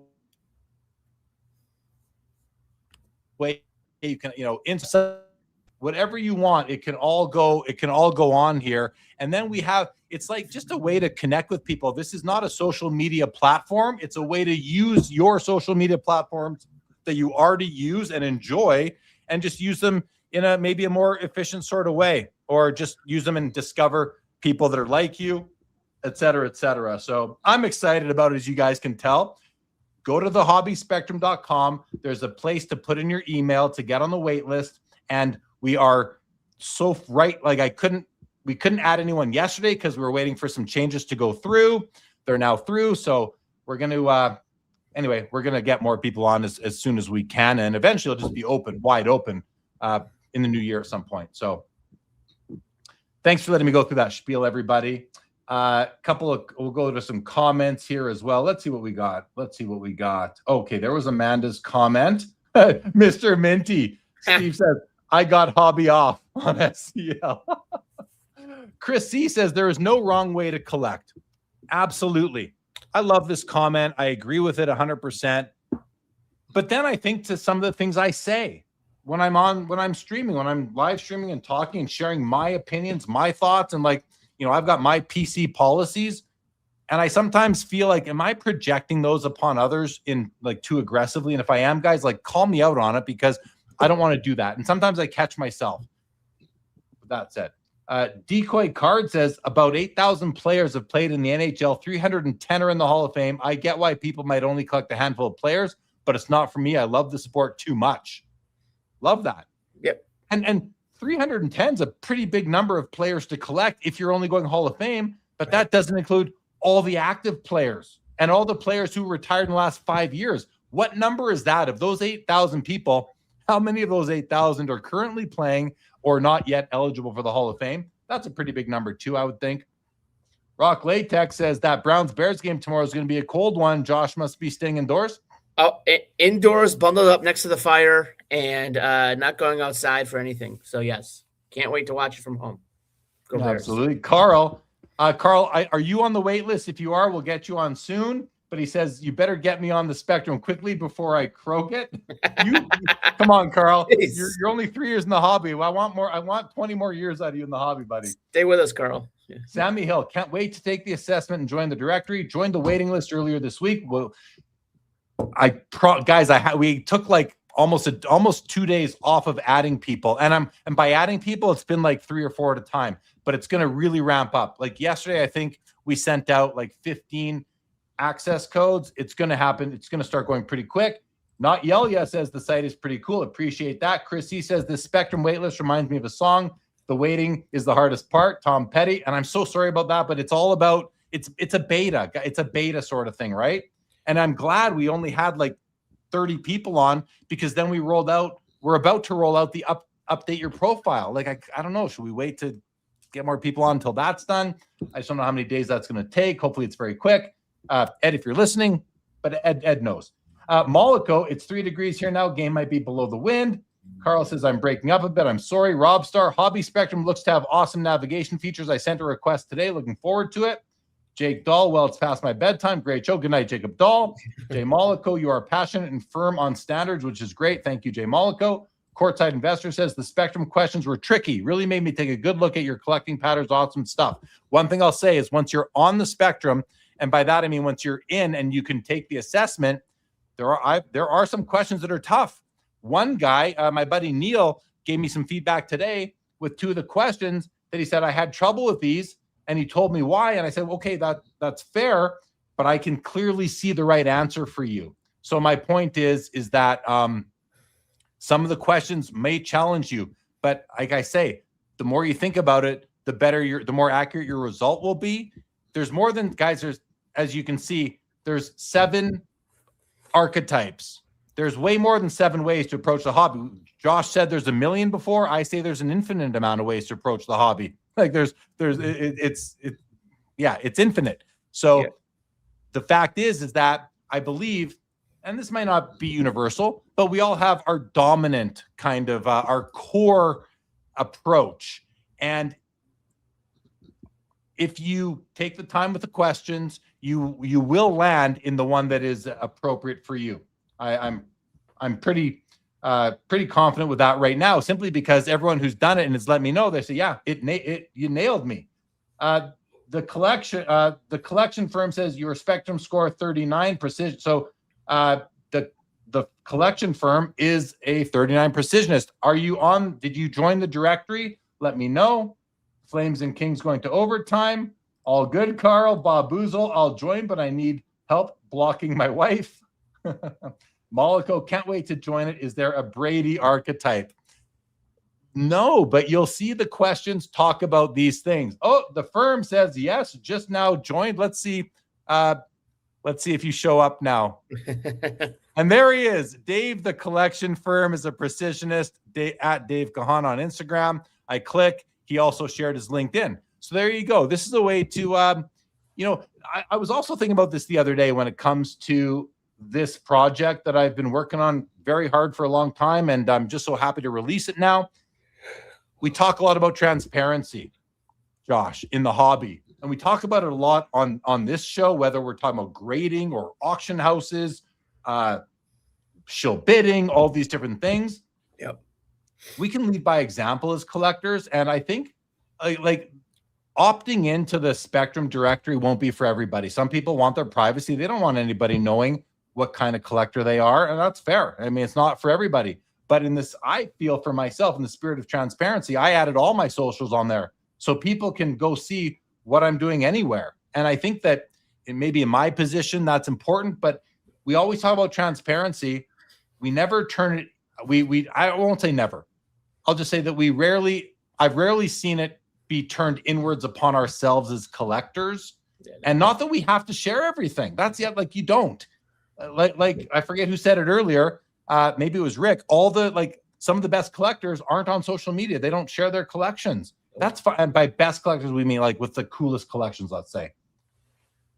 It might not be for everybody, and that's totally cool. You don't have to join it. I would hope you do. And I don't know if this whole transparency thread I'm going down makes any sense at all right now, or is even a thing. I might just be off on a tangent here. So I'll reel myself back in, but I'm willing to be transparent, and I hope that some others are, and I hope it's a way to build community. We also changed the colors the other day. I don't know if anyone noticed, but we changed the colors to be more Spectrum-like. If you look at the this part here, there you go.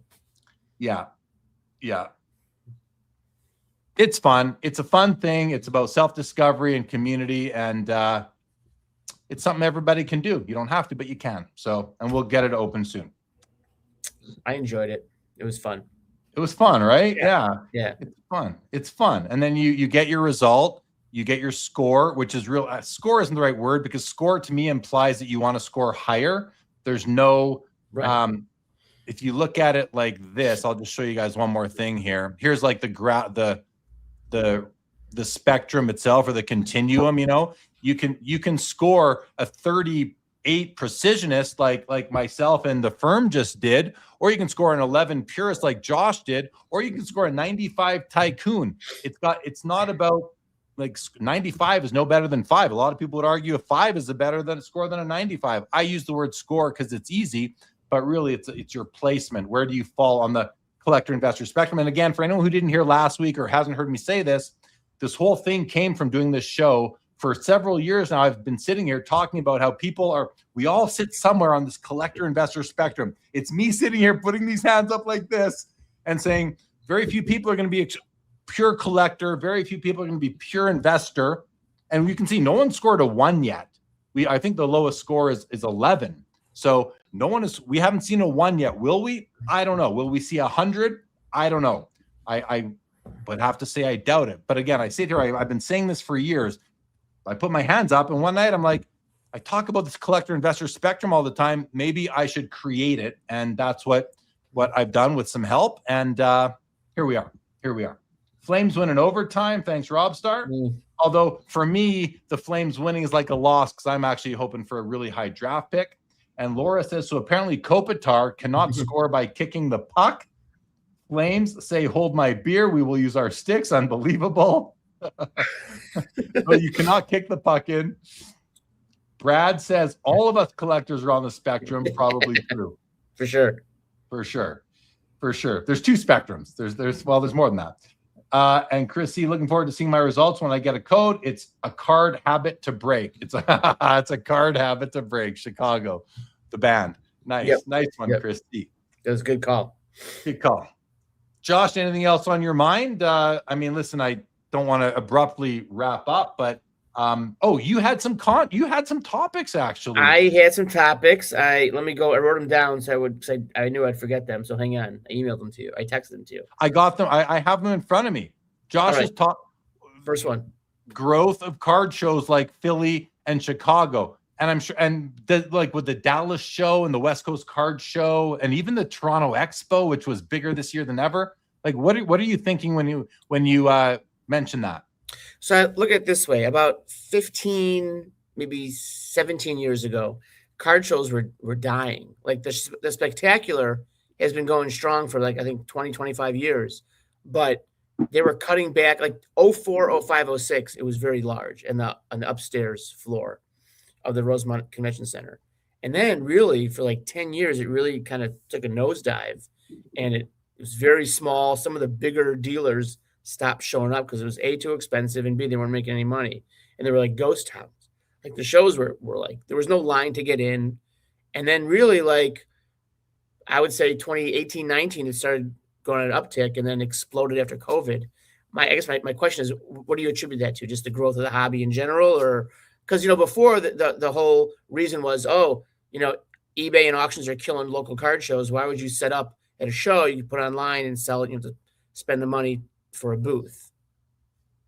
What do you think? I think it's got to do with where the hobby's at, how it's grown really since the pandemic. Mm-hmm. But I think a lot of it is also and this is related to the same thing, but I think a lot of it is about the content world now, and people are seeing what can be done. If you are on TikTok and you don't follow sports cards, you've probably seen Kyle, King of the Cards, by now, because this guy gets 1 million views for everything he does. It's ridiculous. I think Kyle is the biggest in terms of like impressions and views. I think he's the biggest content creator in all of sports cards right now. He's on TikTok? He's on everything. He's on all of it. Yeah. All right. He's on YouTube, TikTok, a lot of short form. He's really good with the kids. He's a nice guy. I've moderated panels with him before and met him and talked to him several times. He's a pleasant young man, and he's really good with the youngsters. And he had a setup at the expo, Josh. He had a lineup of people wanting to sell cards to him. Really? Oh yeah. That's awesome. They want to get on his videos, and he's just got great reach. So I think that guys like him and some of there's like, you got Mojo, Jay does a great job out there. You've got others as well who are just pumping out card show content. And I think it's starting to reach the non-mainstream. Jay Mojo is on with Jim Rome, I think, regularly now. Yeah. Like piping in from card shows to the Jim Rome show and talking about the hobby. It's crazy. Jim Rome's still around? I guess so. That's amazing. Yeah. Remember when Chris Everett beat him up? No, I don't. I don't remember that, but I believe you. I believe Jim you. Everett. Sorry, Jim Everett. Sorry, see, because he yeah. he called him Chris Everett, and then he punched him. Okay, there you go. Well, yeah. So point being, I think it's got to do with just how hot the hobby is, and that people are catching wind of these deals that go on at card shows. And it's also helping to build the flipper pool and the profit seeker pool. It is. I mean, for better or worse, I'm just saying it's just reality. No, it is. Yeah. And I think I kind of clean my timeline a lot of the flipper kind of content. You know, I really don't like seeing the coin toss. I sound like an old person now. I'm not a big fan of seeing like the coin toss or like the money going back and forth. I like, like your content's pretty good. Oh, thank you. Yeah. I want to go to comment quick, Josh, if I may. Yeah. Dave H says, Jeremy, the cards on the wall, are they custom or did you buy them somewhere? If you're talking about these ones, these are paintings. They're all original art. There they all are. There's 20 of them up there right now. Those are original paintings I commissioned locally. Dave, if you're talking about the ones in these cabinets here, those are just regular sports cards. Brad says, I think a factor of the explosion of shows was eBay and auction houses starting to collect sales tax. That's a good point. That's a good point. Well, the fact of the matter, the card show vendors should be collecting sales tax also, but nobody does. Especially it depends on where you are and stuff, I guess. Dog Food Soup is here. What's up, buddy, for the last 2 hours? Bob Boozle says, maybe Mojo can finish where Chris left off. What was another topic you had was PSA changing grades after offers? Do you just want to get informed on that, or what did you want to talk about? I caught the tail end of that last week, and I'll be honest, I did no research on this for the week because it's just the whole thing sounds shady. It's already kind of hobby-wise old news at this point, Josh, but that's okay. No, it's okay. But yeah, it's, you know what? I don't want to explain it because I think I'll explain it wrong. There's a lot of, you want to look at Dan the Cardman, Neo, those guys I think have dived into it a bit more and I think Dustin's probably covered it as well. So you can, I don't know much. I don't have much to say, but the takeaway for me is a takeaway for me, Josh, which is that the rate of inconsistency at PSA and probably the other grading companies too. I say probably because I just haven't seen any of the experiments or studies by any for the other grading companies. Is that it's like 50% of the time you're going to get a different grade if you resubmit the same card that they don't have a fingerprint on. So yeah, but hey, it's fine. Many people in the hobby are okay with that. Do you think that's going to cause a shift back to raw cards, or you think the cat's out of the bag? It's going to be grading is the way to grade everything everyone says. And I don't think it's going to make it. I think that the authentication is still very important. So I don't think we're going to go away from I don't think we're going to go back to raw cards like the overwhelming majority of the hobby will. I don't think so. If you're just filling binder pages, doing your 63 tops and your 75 top sets, fine. Maybe you don't care if a card was trimmed, or even if you have the odd counterfeit in there, maybe that's okay. It's it shouldn't. I shouldn't say it shouldn't be, but it wouldn't be okay for me. But go. Right.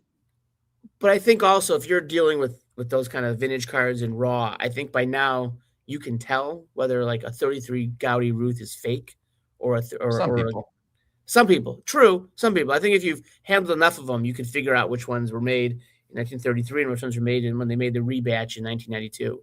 But I know what you're saying. I think the better opportunity or the better option for hobbyists is just to not worry about the grade on the label and look at the card. That's what I've been doing. I've been preaching this for over a year now, maybe a couple years. I don't care what the grade says. Me neither. Like I say, I don't have any respect for the grade on the slab. Doesn't mean that I don't respect the authentication. It doesn't even mean that it's not that I disrespect the graders. Although I don't really respect the consistency, but I just don't care what the grade says. I don't care. I will buy the card for the card. That's it. And it's also a really great way to get value in the hobby. But if you're really an investor, and Jeff Wilson talked about this, this is a while ago, earlier this year, I think, when he upgraded a Topps Chrome Gold LeBron rookie out of 50, I think. He upgraded from, I don't know, a BGS 9.5 to PSA 10 or whatever it was. But the card that he upgraded into was off center. But he upgraded because the label said a higher grade. So if you follow that method of hobbying and you just want to know that you're going to make money at the end of the day, and I don't think it's going to work because I think people are catching on now, and I think the joke will be on those kind of purchases eventually. But if you want to go that way, then sure, just buy the card, buy the grade. Don't worry about what the card looks like, and we'll see who comes out ahead, in the long term. And by that I mean not next year or the year after, but 10, 15 years later. So again, for me, the best opportunity is the lower the grade, the better if I love the card, so I'm going to save money. And then the other potential is less reliance on human grading, more on machine grading, whether it's Tag or anybody else who is going to enter that market space. So the robots, exactly. Dukes here said we had Hobby Palooza on 2 big screens at a card show and it wasn't a big deal. Not many even noticed. Yeah, it's hard to watch a screen at a card show. It's hard to watch a screen with any volume at a bar or a pub. I mean, you can watch sporting events because you don't need the audio, but to watch guys talking about the hobby on a screen without volume, I mean, who's gonna? Yeah, Right. No one's gonna pay attention to that. No. Moloko says it will not change anything for better or worse. I think in the long term, things are going to change. I do. I do think. I could be wrong. Chris C says the only consistency from PSA is inconsistency. That's right. That's right. The only constant is change. You can apply that to that as well. Moloko says plus when their standards change, how much can we worry about it? Their standards change, the adherence to standards, etc. Mr. Minty says it's Pokemon collectors. They are at war with PSA. They're going hard on lots of, there's a couple of card shops, Josh, that have suspended their bulk submissions to PSA because of the controversy around PSA right now. Yeah. Wow. Yeah. I love a niche drama. I love it. Yeah. Dog food soup. Skynet authentication 10s coming soon to a hobby shop near you. Moloko says, in terms of people sending in cards to grade. Yeah, I don't think people are going to really stop. We asked Ryan from Burbank earlier today if he's noticed a decrease in submissions through their shop to PSA. He said he hasn't. Watch the gem rate data, guys. It comes out every day. Ryan from GemRate publishes it on the GemRate account on Instagram, probably elsewhere as well. I know Neo reports on it like at least monthly, maybe even more. He might even do it daily. I'm not sure. So you can see if we start seeing the gem rate data moving downwards, minus signs day over day, week over week, month over month, we might have some evidence that submissions are dropping. But PSA is like almost an unstoppable force. It feels like they're just growing everywhere. And that's part of their challenge, is that they're decentralizing, which can only lead to a lack of control. That's just that it's just like science there. Right. So it's going to be very challenging for them. It's like I said last week, you go into a McDonald's to get a Big Mac, it's going to be the same Big Mac in Japan, California, Florida, Toronto, Germany, or New Delhi. You go to get a grade from PSA, it's going to be different no matter where you're getting it from, and it could be different just the same day of the week. It's just the nature of human grading. That's all it is. Just know the game. Know the game we're playing, guys. It's really that's all it comes down to. Just know the environment that we are in, and that's the environment that we are in, for better or for worse. And then your last topic, Josh, was your best hobby memory. Best hobby memories of 2025. I had a corollary to that was best pickup of 2025. Best pickup, yeah. Well, Favorite, I got it. Favorite. So somebody recently, I put out a post on Instagram with my Babe Ruth number 144, 33 Gaudy, and I said, perhaps my favorite card in my collection. And someone added a comment saying, surely your Joe Jackson would be your favorite card in your collection. I'm like, not necessarily. Just because it costs the most of any card doesn't mean it's my favorite card. I love it. It might be, though. I am not saying it isn't, Josh. It might be my favorite card in my collection. The amount of work I put into it, just the experience of doing that whole maneuver. It took 6 months to get it done. Like it's definitely up there, but I picked that up the year before, so I can easily go at Joe Jackson for 2025. Although I love my 41 play ball DiMaggio that cost a 30th of the amount. Yeah, I mean that's up there too. I like it probably as much as I like the Joe Jackson. It's weird. Yeah. So I'll go with that answer for myself. How about you? Ice Bowl ticket, hands down, my favorite pickup of this year. So excited, super jacked for that piece. And he won that basically live last week on the show. 2 weeks ago, yeah, live as I was in the background. I'm like, yes, closed. So I saw Josh cheering down below. Was very happy. I went like, what the heck's this guy doing? What team just scored a touchdown on Saturday night? And then also, I have another card thanks to Mark, but it's not in hand yet, so I don't really count it as a pickup. But my favorite for the year has to be even if I had that in hand, my favorite's the Ice Bowl ticket. I've been wanting one of those forever. So congrats. Yeah. I'm super happy. And then That's also cool.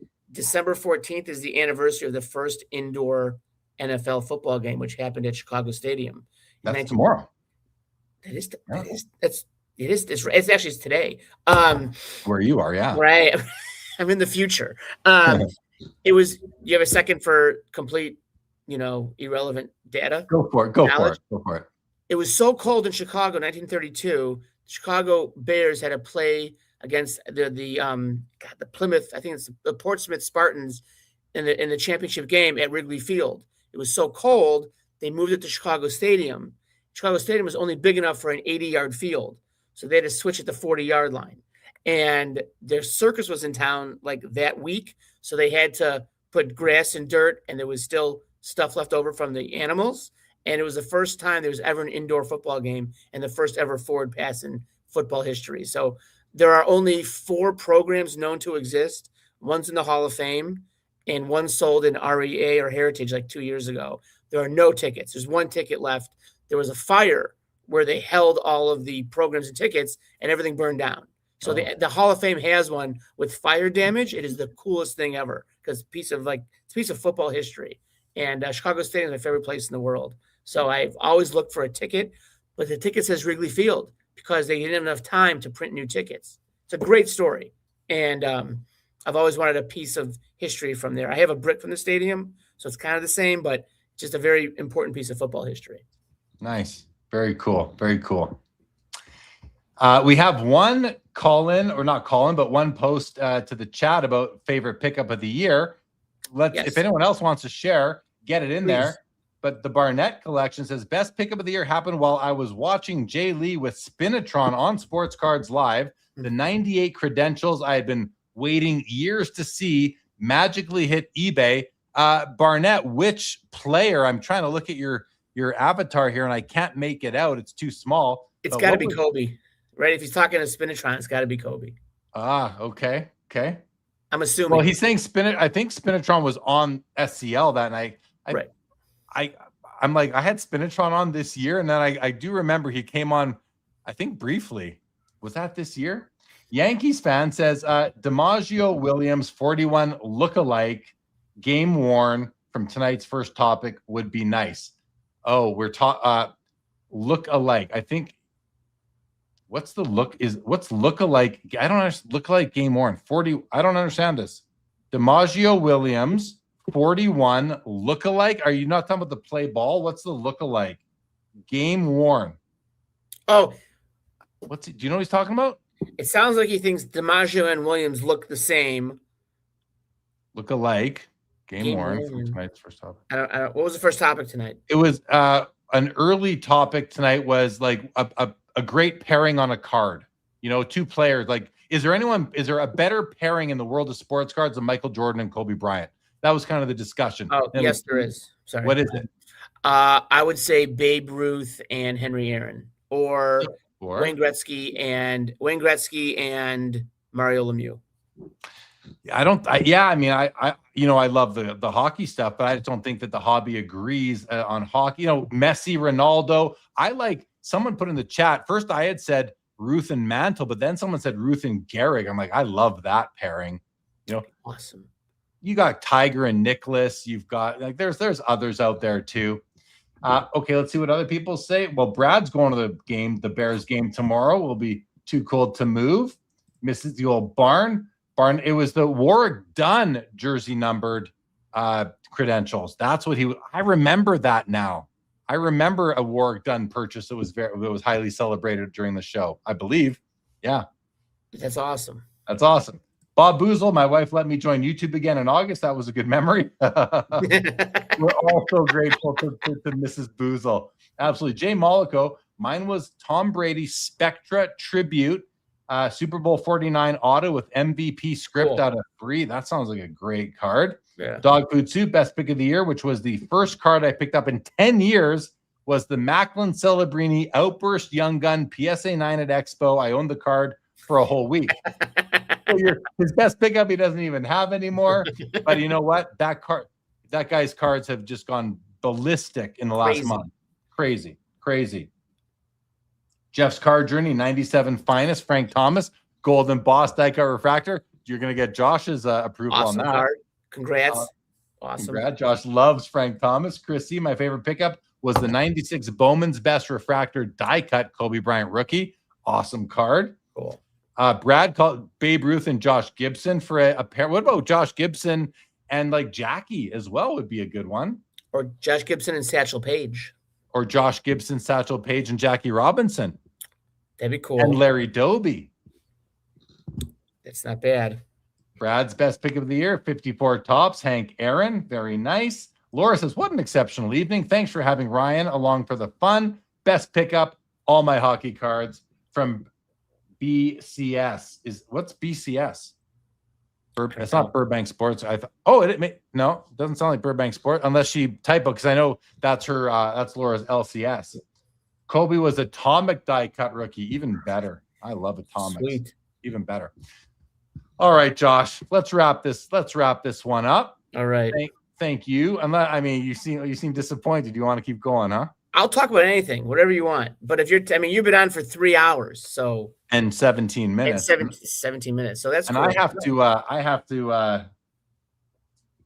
go to the bathroom too. I'm like shaking my legs here trying to. All right. Yeah. No, we always have next week. Yeah. Jeff's card journey. Have to find the 99 star rubies Frank Thomas this year, Josh. Yeah. Me too. Yeah. It's a great card. Carl Taylor, my best is the Namath rookie graded SGC 3, which I got from Garrett. Congratulations. Great card. Beautiful. I'll be going for a second year Namath as I have a no oversized card policy right now. I've owned the Namath rookie. Love it. Beautiful, beautiful card. Nice deep yellow background. Great image of Namath coming in from the right side. Cool. Absolutely love it. All right. Well, let's wrap it up, Josh. Thank you. Thanks. Thanks to Joe. Thanks to Ryan. Thanks to Leighton. Thanks to Chris, who is here in spirit and should be back next week with us. Hopefully we get a crossover on Friday. Goodbye, Boozle. Goodbye, Jeff's card journey. Thank you, Brad. Thank you, Dog Food Soup. Thank you, Yankees fan. Thanks to all. Another one in the books as JL gets to 300 shows. And just, 300 episodes of Sports Cards Live. We're over 800 shows on the channel, but there's been so many over the years, different types of shows. But the flagship Saturday night, we are coming up on 300. I think we're on 293 tonight. So we will get there. Thank you for that, Yankees fan. Guys, you can listen to these episodes on Spotify, Apple, where you get your podcasts. Don't forget to go to the Hobby Spectrum and add your name to the wait list. We will get you on there as soon as possible. Promise you that. Thanks everyone who's already joined and has their name on the wait list. We will get to those very soon. Yeah, thank you, Dave H. Appreciate you joining. Carl Taylor, great show, guys. I'll now go back and watch from the beginning. All right, enjoy. Josh, you're the only one. Oh, wait, the Barnett. I appreciate you guys doing this every Saturday. I love doing this every Saturday, guys. Like, me too. Josh? Fantastic. It's great. It's a great way to kind of ease into the weekend almost over. I love talking to you and Chris and everyone else. It was fun listening to that. What's the guy, Rob, today was Ryan from Burbank. Sorry. I love listening to him talk about like the business aspect of the shop. It was very interesting. I thought it was cool. Absolutely. All right, guys. Well, here we are. December the 13th is the day we started the show, 2025. Thank you, Rob Star. Good to see you as always, buddy. Yeah, I guess have a great rest of the weekend. I may be back tomorrow night for a Fanatics Collect Weekly show. Good night, Mick Cornett. Good night to you. Thank you for chiming in there. I will definitely be back next Saturday. And this coming Thursday is the Fanatics premiere auction with Adam Gray, our monthly show. We'll be back this coming Thursday. That's a marathon show. Join us for that as well. With that, here, guys, this episode of Sports Cards Live is now over. And good night, everybody. Thanks for tuning in and being a part of the Sports Cards Live community. Don't forget to like, subscribe, and most of all, keep collecting. More great content to come. Sports Cards is a lifestyle.